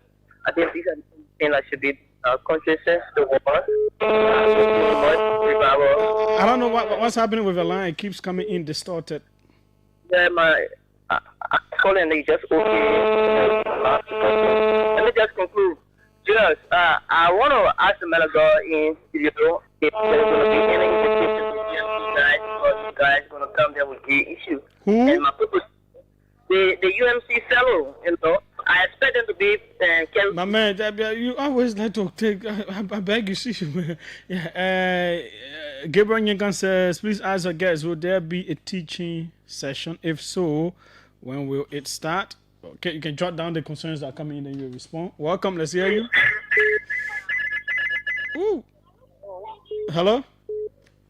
Yeah, can you cut your radio off, please? Yeah, I've gone already. I'm sorry for that. Okay, go ahead. My name is JT, and I went in this morning for my round water, sir. Mm-hmm. Well, I'm grateful to Pastor Mason for spreading the gospel globally and nationally as well in our country. I want to say that on that day, myself, I'll be with my family as well. I always listen to him when he preaches on the 2 FM radio every morning, and followed by Moses Betewo. They say we all will be there, and we pray that this gospel, when it comes to our nation, will impact on our government so that corruption can be contained in our country. Thank you, and we pray that Jesus will reign. Thank you ever so much. Thanks so kindly as well. Let's see who's here. Welcome. Let's hear you. Yeah, Julius. Good evening. Yeah, go ahead. Okay, this is testimony public on you, and let me say hello to the two distinguished men of God in Trinidad. Mm-hmm. And I think what really caught my attention is they are giving back not only to their members in the church, because of course the school they opening in year past, some of their church members have been going there. And I think that has been one of the major things that is missing in the Christendom. It will interest you to know that you are in the church has school, but the same church school where our children are they will put them on our school fees and we cannot even afford. But we pay you, but because of a particular semester. Yeah, that one, leave that one on. Let focus on. Yeah, you leave you and your church experience. It's important so that they can learn from these other people. Yeah, but when you go to your church now, you go to that one there. You're not coming divert from our crusade business here. Thank you. I beg you. Go you go to a church, carry the recording there. Say see your friend to the other church doing it. Dr. Chris Oyakhilome is a globally recognized religious leader whose influence spans media innovation, mass evangelism, authorship, and humanitarian efforts. A former architect turned pastor, he transformed a campus fellowship into a worldwide ministry celebrated for its spiritual outreach and controversial positions on social issues. I'm a distant follower, and I pray to have the chance to be there. That's Twanwiller Williams who says that. Let's take this one. Welcome. Let's hear you. Yeah, Julius. Mm-hmm. Good evening. Benjamin Myers again. Go ahead, man. Firstly, I want to inform the pastors that I'm volunteering to be a protocol officer if it is possible. Yeah, with that kind of huge build that you have, you'll be a good protocol man. The way Pastor Chris will get huge that when you stand there inside, will be okay. Okay, so and Julius, I encountered Pastor Chris in 2015. When I began listening to his sermon, The Impact of the Holy Spirit in the Human Body, and I encountered some issues, and that was a total revival. And since that day, I became an ardent follower of Pastor Chris, and he has always been an inspiration. When I read on Facebook that he was coming to Liberia, I was so excited, and I'm glad to hear the team live confirming what I've read on Facebook. And I can assure them that I'll be there, and you can give them a number, any capacity that I could serve in to give a contribution. I'll be there. Okay. Thank you. Thanks. Thanks so kindly, Ben Myers there. Okay, let's see.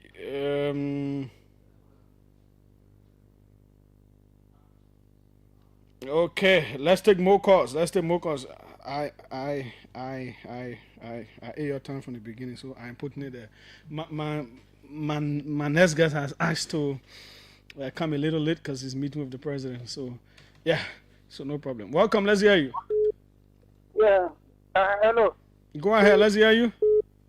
Yeah, okay, my name is Johnson Somo. I call from IJ Brazil. Go ahead. Yeah, they could say I'm impressed with the man of God. I heard the man of God. I really took down the number. I'm usually in there. I'm a disabled, but I wish to be. But I will make sure that I call him later.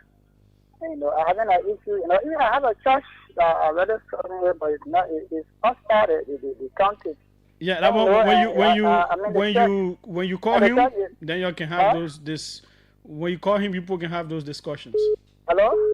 When you call him, you people can have those discussions. Yeah. Also, Okay. I'll do that for both for both the healing and the healing aspect, because I'm usually in there, but also my church.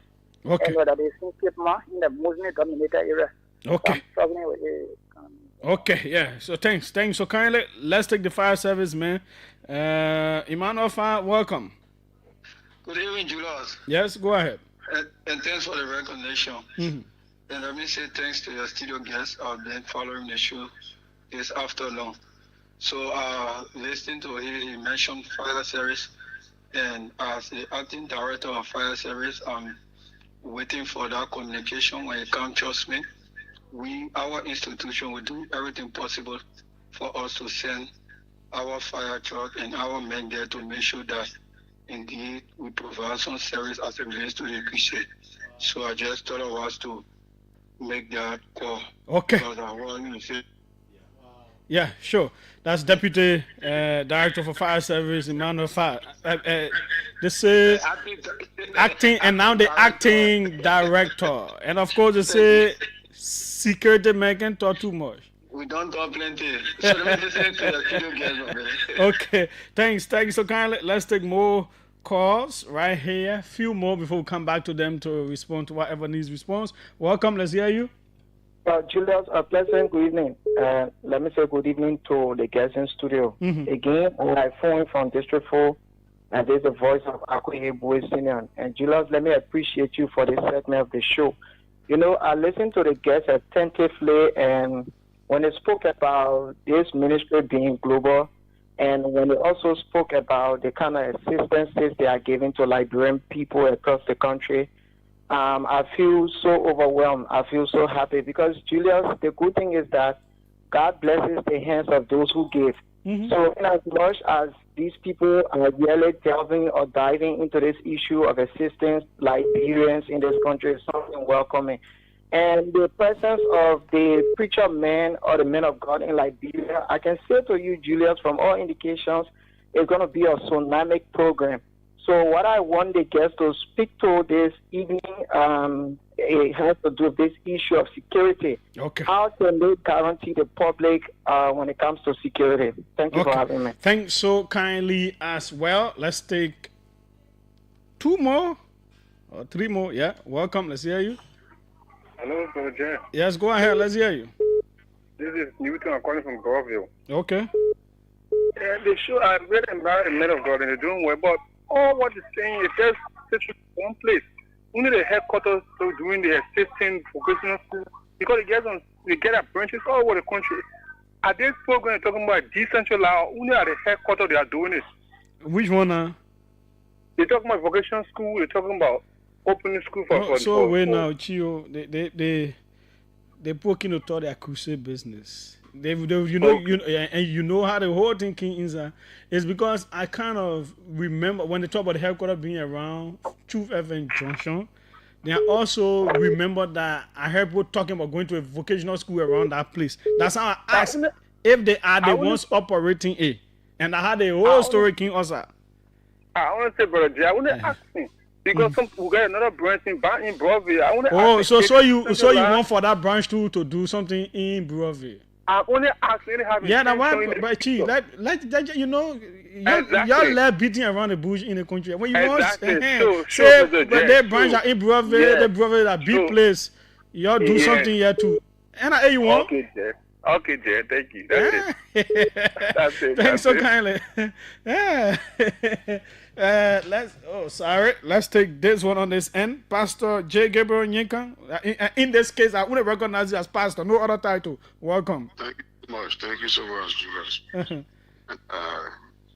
I'm so glad and excited that we can have such a renowned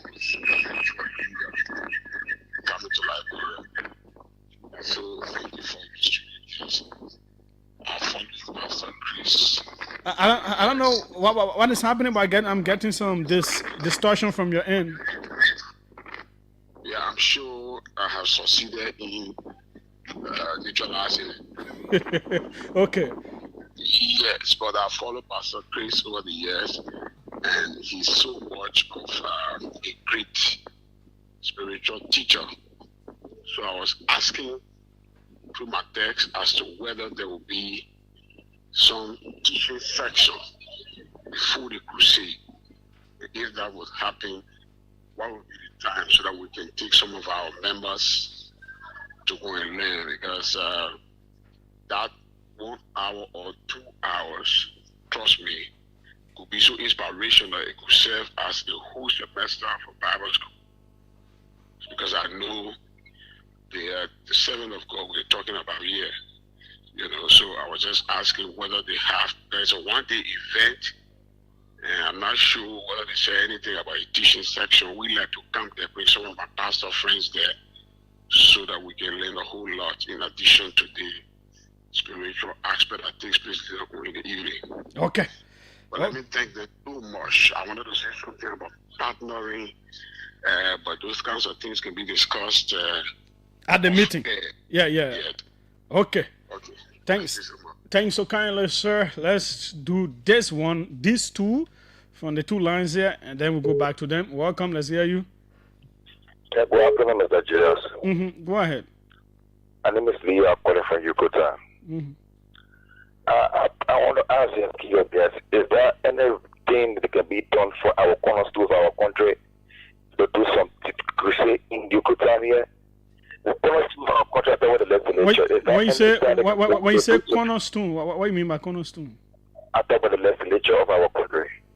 For them to go do crusade at the legislature? So tell me for the Julius on the demon and okay, what happened in the country going to Afra. Wait, then take it easy. I'm understanding you. You say you want the church to go to Capitol Hill and go do crusade there? In the building to do some things crazy in that place. I mean, the demon they give it. No, but how you know? How you might know the demon there? Because of our law, because of behave. No, but so if you know that demon there, then it is that you get spiritual owl. I mean, the demon truthful. The second thing was that you could tell the fantastic has a power in the area. So since you know about all these things, why you yourself can't go do the prayer? You can't go do the cleansing. Are you not able? Because I'm not of God. I'm a child of God. Oh, yeah, but any other people that you want to go there, they're not child of God. So your own you child. Your own you are child of God, but everybody are men of God.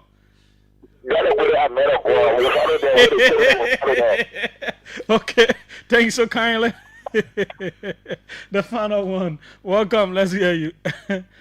Julius. Yeah, go ahead. Good evening, and let me say good evening to Pastor Blessing. I'm Petrus Tobe, and I'm in Monrovia. Well, it's a very good news, actually, Julius, and I face this news that Pastor Chris Yachilomi is coming to Liberia. Julius, the very first time that I came across listening to Pastor Mason, I think it was between 2002 and 2003, during the second National Youth Convention, when he spoke on the theme, the Spirit of Nations. Julius, from that day, I started to follow Pastor Chris Yachilomi. And most of the time, I can meet Pastor Mason on some of these national occasions in Liberia, and I was always asking, when is Pastor Chris Yachilomi coming to Liberia? And so that the fact that now that he's coming to Liberia, Julius, I'm going to be a part of it. So let me just tell Pastor Mason that I want to also serve, whether in the usher, whether in the protocol, whatever, just to serve, because I've learned a lot from this man of God. Okay, thanks so kindly for your call. We come back to them now. Yeah, any of you can start to respond. So let me just respond to one of the concerns, and then Pastor Alfred will respond to the rest. A guy called and he said that he going back to his church. I think he was joking with him, saying that you go and tell your church what Christ Embassy is doing. We actually came to publicize the crusade, and other concern came, which is very necessary. But I just want to say to that brother and to all other believers listening to us that have heard about the impact that Christ Embassy is making, not just spiritual impact, but physical impact, meeting the needs of the people. You should also understand that ministry are also in sizes. There are levels. The level God has blessed Pastor Chris to many of our pastors in Liberia haven't reached to that level. So we appreciate what Pastor Chris is doing, but we don't want our being here to empower some people that been longing to sow some seed of discourse in the ministry. We don't want it to be like that. So maybe your church right now, they're just on one lot. But I want you to know that Pastor Chris is a global figure. Yeah. So someday, So you can say because the other people frying chicken, right? Right. Yeah. So we beg you, please let what God is using Christ Embassy, Pastor Chris to do in Nigeria and around the globe. Let it challenge every one of us. Let us say to God, well, if you can do it through your servant, you can do it through our Liberian pastor someday. So please, and then on the contrary, if we have churches and ministry, I know we do, in this country that God has blessed to a certain level, let us begin to learn from the bright example of Pastor Chris to begin to help our members. I tell you what, let me digress a little bit, Brother Julius. In Pequeno, one morning, I was taking my children to school years back. They attended the chariot daycare school, and while I was carrying my 2 kids to school, I saw other lay children in the community, playing while other children were, on the way to school. So it touched my heart. I began to ask those kids, what happened? You guys are not in school. And they said, our parents don't have money to put us in school. So I just said to myself, I will build a tuition-free school in Basel. And then at that time, food for me to eat was a challenge. For me and my family, it was a challenge. But I said, I will build a tuition-free school in Grand Basel. And today, by the grace of God, we have the City International, in a Cordoua community, Pequeno, Grand Basel County. I'm saying it on national radio. People that know me, they would tell you, I just step up by faith and we built that school, And after the coronavirus, those that were helping us, they said, well, because of coronavirus, we can't do XYZ. So we called the parents, we told them, well, the way things were very free, we're giving free food, all our donors, they were affected by COVID and all of that. What I'm saying in short is that this information we have received about what God is using Pastor Chris to do, let every one of us see it as a challenge. But please, don't attack your pastor. Don't attack your church. Let us wish well for Liberian pastor. Thank you. Okay, before we go to Pastor Mason, Cecilia Brooklyn Mason says, thank you so much, Pastor Sir, for the impact you're making in this nation. October 31st will be a balm in Gilead. Amen. The healing power of God will be so strong in that place. No meeting with our dear man of God is ever the same. Lives will be transformed. We'll come to you, sir. Yeah, thank you. I would like to respond to a few of the concerns. The guy you referred to as pastor was talking about teaching service. Yes, that's... Well, this crusade will not have such, but we have been instructed to organize a following of pastor in the country where he can interact once in a while. Okay. But because of the way the crusade is organized, there's not going to be a teaching section for pastors, like a ministerial conference. That's what he's referring to. So that is out for this crusade. Also, another person refers to security. Just yesterday, we were in the office of the Inspector General of Police, and he's so overwhelmed and received us gracefully and has, through his wit, and has approved of all of the facilities that we can be able to use for the Liberian National Police to ensure security, to ensure escorts and everything.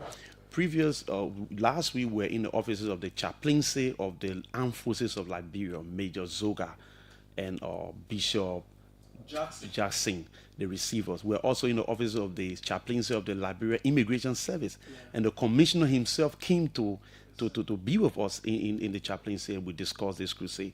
We're also in the office of the Liberian National Fire Service, the chaplaincy, and we're still waiting for the official communication to the head. And now the deputy and acting head. So we has now called to say, let the letter come. Yes, let it come. Yes, sir.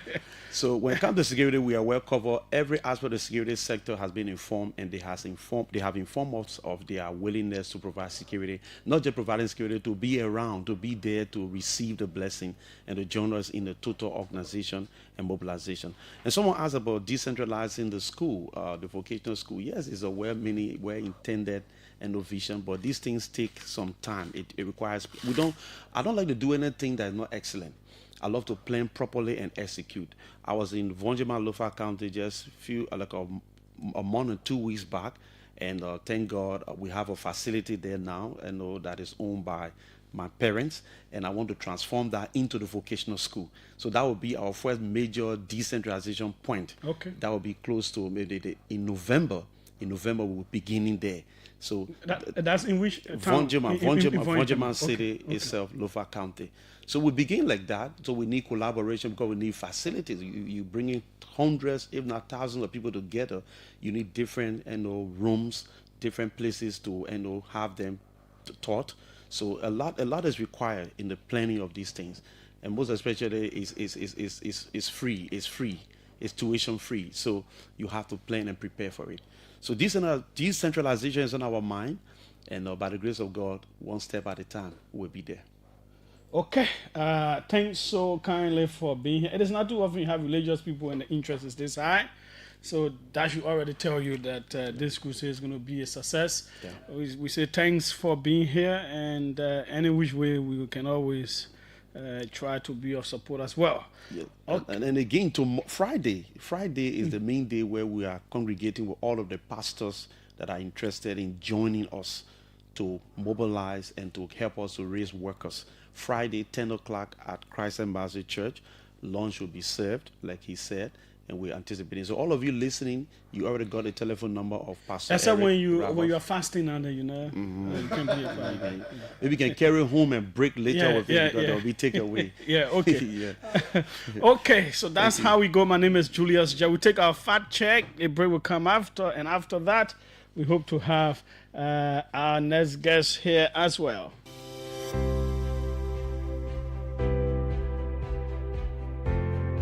Your favorite RLJ Kendeja Resort and Villas is new and improved with top-notch first-class services guaranteed to make you feel pampered and special as our royal guests. Ideally located on the RI Highway, a few minutes drive from the rehab junction, right in front of the Atlantic Ocean, you are assured of a peaceful, serene atmosphere of a home away from home. The ingredients for our Liberian meals are freshly picked from our garden to give you that unforgettable taste of Liberian cuisine. Our villas are designed and equipped to ensure every night spent with us is a memorable one. We are well positioned to host conferences and seminars of all sizes, as well as outdoor events like garden weddings and parties. Book your upcoming events and leave the rest for us to handle with 100% satisfaction guarantee. You can reach us on 0770-533-415 or email us at reservations@kendejaresort.com.lr. Visit our website on www.rljkendejaresort.com.lr. RLJ Kendeja Resort and Villas, for memories worth repeating.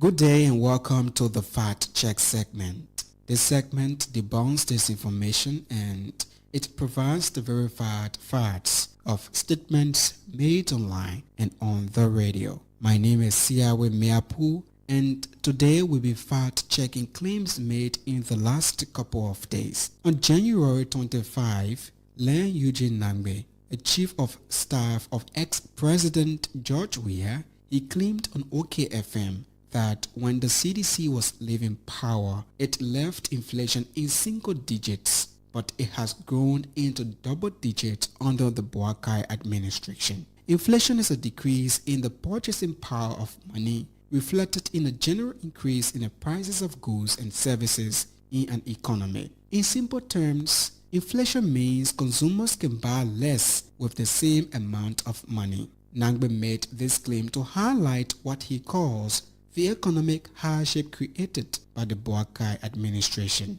To verify this claim, we reviewed the rate of inflation in January 2024 on the website of the Liberia Institute of Statistics and Geoinformation Services, or LAGIS, a period the CDC administration left office. A review of the LAGIS website, it shows that the year-on-year inflation rate as measured by the Consumer Price Index was 10.52% in January 2024. This rate of inflation is the percentage change in the CPI over the last 12 months from January 2023 to January 2024. As of January 2025, the year-on-year inflation rate rose to 11.9% and 9.9% in June 2025 and not 13% as claimed by Nangbe. Based on these findings,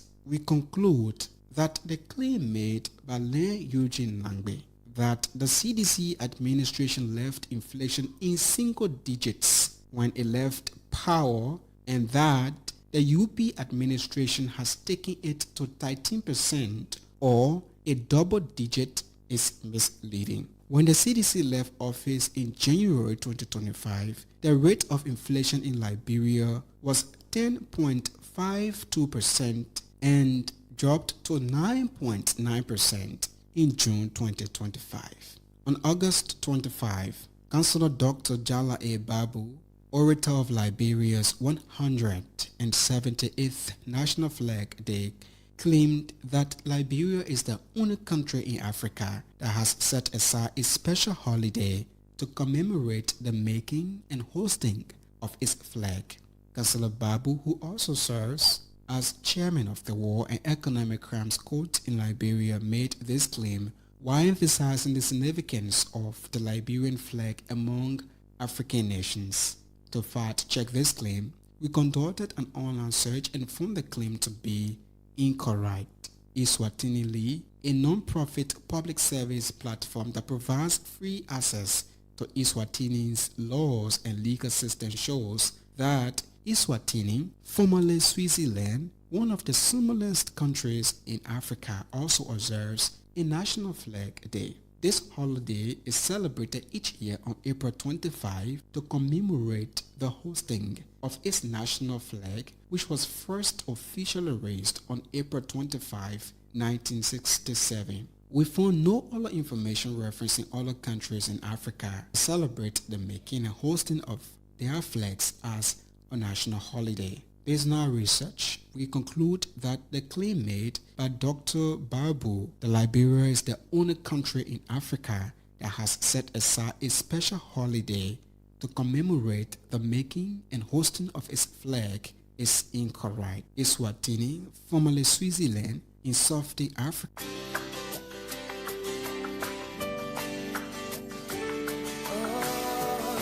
I don't know what's going on, but I can tell that you want to throw it all the way. I'm here to encourage you to keep trusting. Yeah, keep trusting. I don't know your stories, but I can tell you're hurting. Even when you try to put a smile on your face, I see your tears dry. Honestly, don't know why. I'm here to tell you you can keep your head high.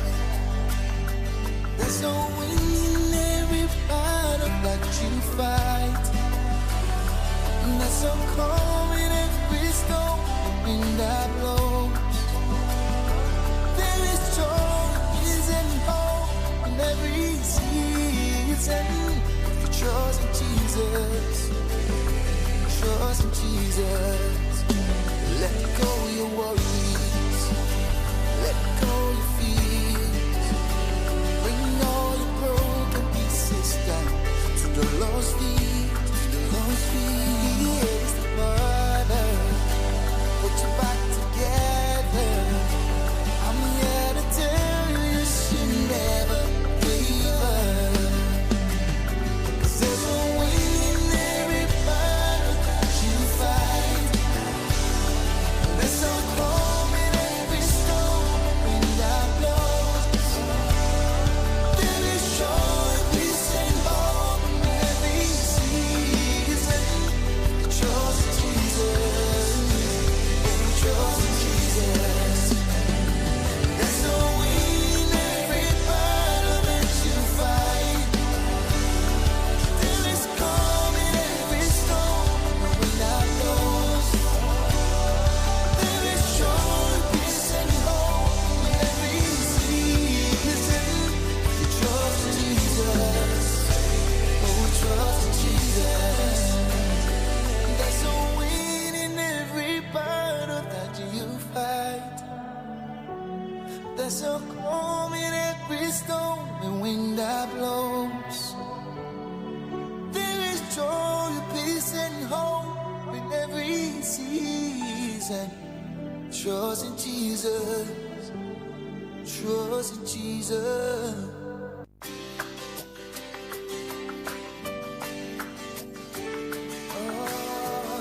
I don't know what's going on, but I can tell that you want to throw it all the way. I'm here to encourage you to keep trusting. Yeah, keep trusting. I don't know your stories, but I can tell you're hurting. Even when you try to put a smile on your face, I see your tears dry. Honestly, don't know why. I'm here to tell you you can keep your head high. There's no winning in every battle that you fight. And there's no calm in every storm when that blows. There is joy, peace, and hope in every season. If you trust in Jesus, trust in Jesus. Let go your worries, let go your fears. Bring all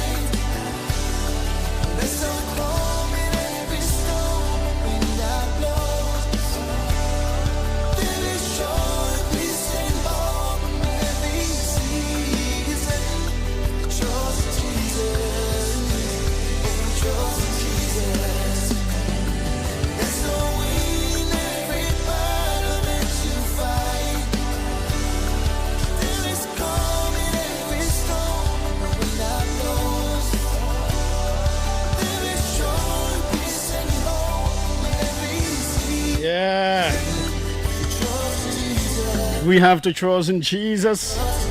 This is the OK Conversation on OKFM 99.5. We are anticipating, even just for 20 minutes, we could, 25 minutes, we could talk to him. We are anticipating the arrival of Rufus Dakote. Everything was planned until then. This meeting with the president popped in. Trust in Jesus. Yes, indeed. This is the OK Conversation on OKFM 99.5. We right here. My name is Julius J. So let's be talking some other things just before he arrives. Yep. So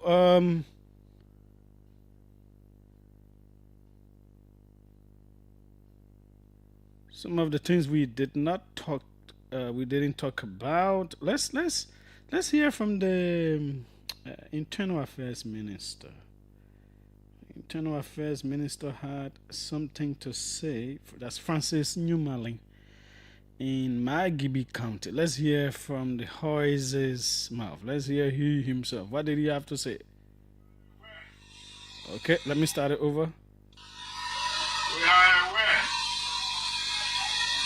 that Magibi County took the third place in terms of voting President Joseph Zuma, especially the second round.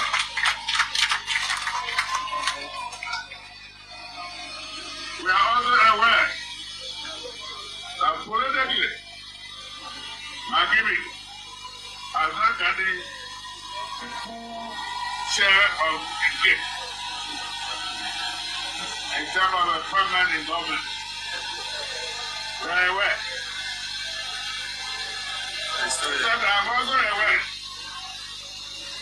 that when the government is elected, while it is true that people must benefit from the appointments in government, but the key reason for electing a government is to make sure that that government caters to its people. Magiri, the government led by President Julius has started to work for its people in Magiri County. We just let you know that the race car is now on the racetrack. And that racetrack, I see it passing through Magiri. So you may not get cabinet ministers as you expected, but President Bwaga is in the know, and you can remember what Magiri did. That Magiri deserves whatever other countries deserve. And you remember. Okay, so he was speaking in Magibi, and he says, yes, in terms of votes to President Bwakai, Magibi came third, but also Magibi, he was acknowledging that Magibi hasn't got a fair share in terms of appointments in government, Magibians. It is always a point of discussion.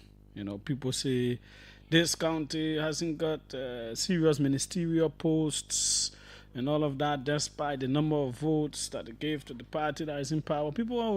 These are always contentious issues.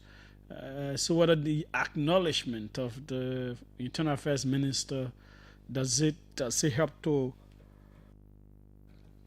allay some of that anger that may have been in Magibians, or will we see a shift in terms of appointments? Are they going to get more appointments? But he went on to also talk about the race car now is on the track, and Magibi will also feel development. We know in the dry season we heard about some roads within the city itself being paved. I believe one of the reasons why the public works minister, let me see what he said. I got that. Okay, the ministry posted earlier today. They say remarking at a policy meeting today at the ministry, Minister Giddings averred it has been a mistake. So this was Minister Giddings speaking. It has been a mistake all along for Liberia to build roads through major cities without considering paving within these cities, leaving them vulnerable to dust pollution. Henceforth, we must begin to negotiate with our bilateral and multilateral partners to consider in future loan portfolios the pavement of streets in any city where a primary road will pass through. Kakata, Banga, Ganta, Sanikwele, and Brikana have suffered the consequences of our mistakes. We cannot let that to happen again. This sounds good. It sounds good to me. This realization, because it is something I've always thought about. Like, how did we how did we derive the road plans that have been effectuated over the years? You know, we built these roads through cities, and the rest of the roads in the town, in the city, these major towns and cities, everything is left untouched. They are not paved. The whole city is dusty, but except for the road that passes through. You know, so yeah. I know that's expensive, paving all of these roads is, but it is something that we should factor in as a country. So this realization is good. We hope it can now factor into future plans. Running of a country, I always argue, is tough. It's easy to be on the attacking end, to be in opposition. It's very easy to say anything, to say, oh, you're not doing this one, you're not doing this one. But to run country, yeah. Because why you think you must always deliver something good. After 1 or 2 months without a substantial gain made by the government is already under pressure. At any point in time, the government can get under pressure for whatever reason, for whatever issue. People can threaten to take you from power for any reason and all of that. So it is tough. But in the midst of all of that, those are the challenges that people know about before they take national power. And so they must deliver. And that's where these things like allocations in terms of positions in government to counties, it's quite troublesome. It is the will and pleasure of the president to appoint people. Who is the president appointing? Which county are they from? If a president doesn't appoint more people from his own county or region, your own people are going to turn against you. How do you know, all kinds of consideration. You got to appoint men and women. You got to become religious, tolerant as well in your appointments. People from different faiths. You got to look at the age balance, the demographic. You know, all kinds of things are considered before you come to yourself. Sometimes certain things are left back, but it will still go on the head of the leader is not appreciative.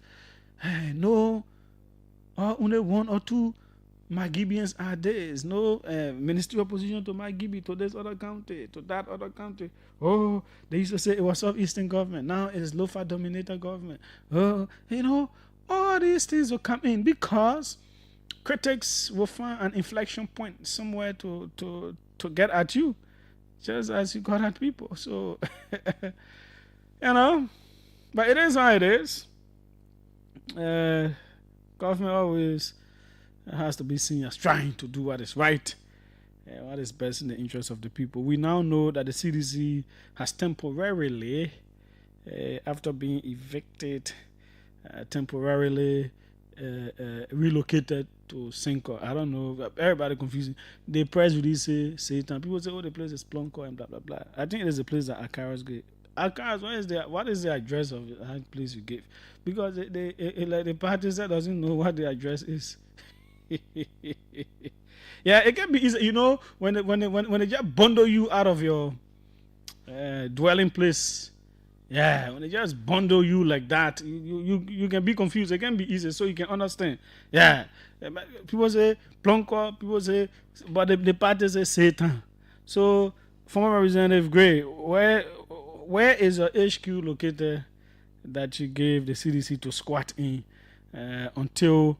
But they've started having meetings today. That committee met and all of that. But there's a reason I'm talking about CDC, because I'm driving at a point.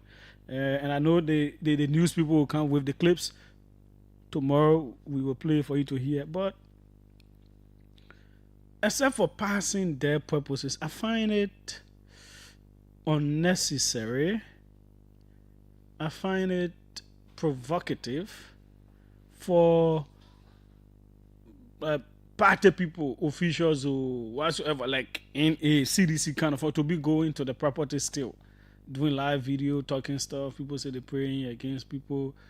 Having we said they're talking all kinds of stuff. They say they go to Sycamore Tree. That's completely out of order. Completely, extremely. And I think party officials have to advise against that.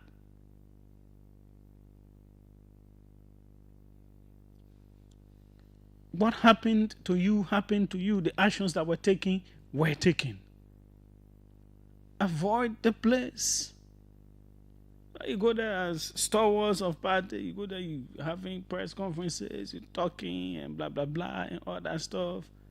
Yeah, we know the attachment you feel to the place. But legally and all the other lay, it has been taken from you and back to the owner. That must be respected. As hurtful as it is, you think it will be for you. And I think the party leadership has to be clear on that front. Yeah, people can individually pass around. That's a different thing.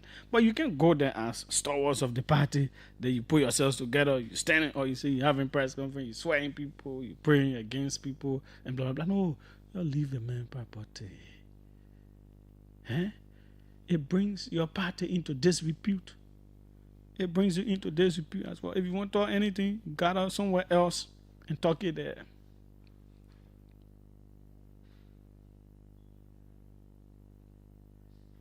People have to learn to accept the bitter pills of the law. No matter what it is. If they evicted you from somewhere, you can't go there again as that body and be doing all kinds of things. Or is it trying to provoke the police or what? I don't know. I can't understand what is being tried to prove that. I do not understand the rationale. It does not exist. And it is not okay. And people must be told. You know, this is a sentimental thing for you. It is already sentimental. Then you go there. Until now, you start speaking all kind of English. People be prostituted. And we know what when people prostitute, to do prostitution. But you say the people be prostituted. You say, other men small for here, eat 22 million, all kind of funny stuff. Because it is a sentiment, it is emotional for you. Then you go there, you now, some of the things you'll be talking, no sense will be inside. You have to learn to control yourselves. Stay away from the place. Go to your new temporary home now, no matter how tight it is. Bear the pains and be there. Let it move you to build your new HQ and do other things. Avoid the man's property as stewards of the political institution. It is not yours.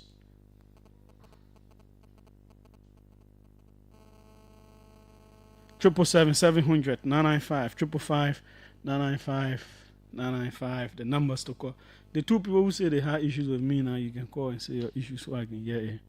Yeah, let's know what your issues are. As much as you are very respectful and decorous, we will hear and have a conversation. Let's see who's here. Welcome, let's hear you. Sorry, Chief. Mm-hmm. Sorry. This is Edward Spencer M. Show in Duboro. Go ahead, let's hear you. I want to commend you for your discussion this evening. And while it is true, if I'm agreeing seeing your thing from 1 to 100, I'm a little bit 45% your thing. But I think sometimes you can speak the truth. I mean, look, Julius, let's be honest now. That thing was VC there, so the only woman that live right around me here. The woman, somebody brought it stuff or live on video and you're watching it. That woman shared here, the woman, why people disrespecting all of this? For God's sake, Julius, or educated people, having with them is quote unquote educated.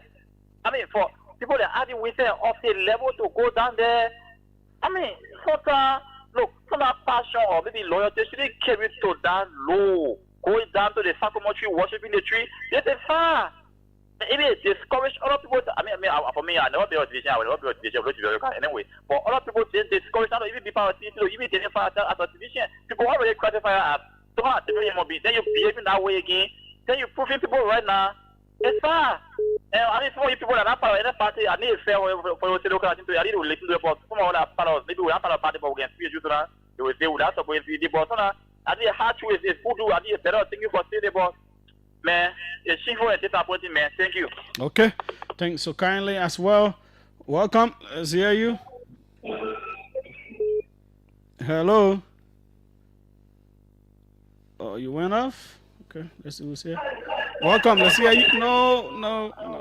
Hello? Yes, go ahead. Yeah, no. The thing that I see at the party headquarters. What is your name, first of all, Chief? Hold on. These guys that wait now, Chief. Don't be too fast. Hello. Hello? Hello? Yeah, hello? Hey, take it easy now. Call your name first, then you talk, yeah, Chief? I'm calling you from the Somalia draft. Okay, you can talk now. My concern has to do with why Sidisha State went to the party headquarters when they are being invaded. The former party headquarters. Okay, former party headquarters. Just to create problems, you are being invaded. What sense will it make to mobilize and go? You say you're going to honor your sacrifice when the place is not for you? No, we got to stop some of these things in the country. Okay. People are trying to provoke and set violence. Okay, thanks so kindly. Let's hear you. Welcome. Let's hear you. Julius, how you doing? I'm fine. Go ahead. I got two things to discuss quickly. Here. Mm-hmm. In as much as I'm disappointed that Aaron Wissett will lead partisans of the CDC to the site where they were evicted. In as much I'm disappointed in his action, but there's the other way on the other side too that we should call a spade a spade. Which one? Because let me deal with the Aaron Wissett issue quickly. They have taken you people from over there. It doesn't make sense for you to go over there. That's why some of us will be on this platform and other platform to call spade a spade. We'll speak truth to power. Secondly, it doesn't make sense too for the people who claim to be so educated they want to batch as CDC, for CDC to draw a list of people they call committee members. No, Eric, we did not talk about that one today, so leave it. Okay. Yeah, thank you. Yeah, but we didn't talk about it. Yeah, tomorrow we can. But I think that's an issue. Everybody can be on committee. That's not issue.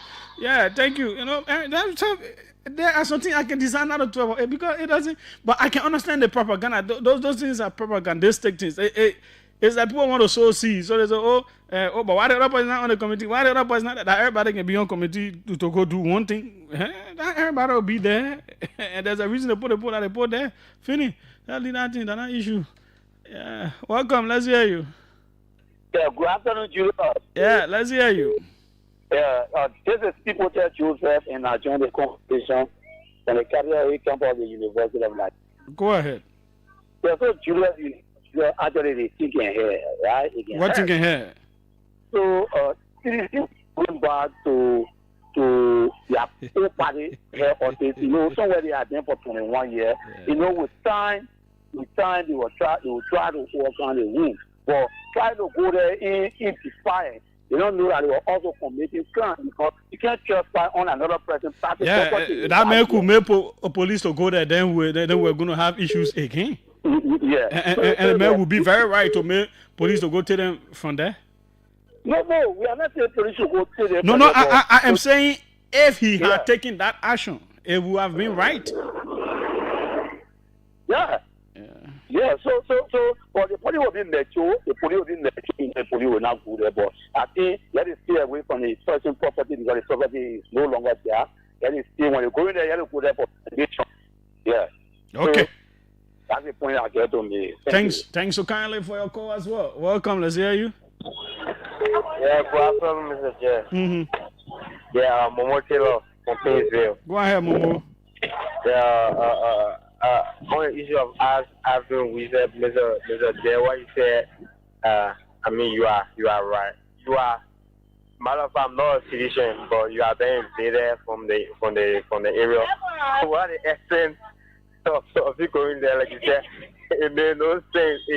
It clearly shows to all of the people that you really love the area and you actually don't want to be from there, but yeah, all that happened, just move on and live with what happened. But I was the one who said I want to speak on how you speak to national. Oh, okay, yeah. Talking. Okay, Mr. J, what I'm about to say is not in a way linking you to any political party. I think you are very. My man, lead that one. Talk the issue. Let's discuss the issue. Okay.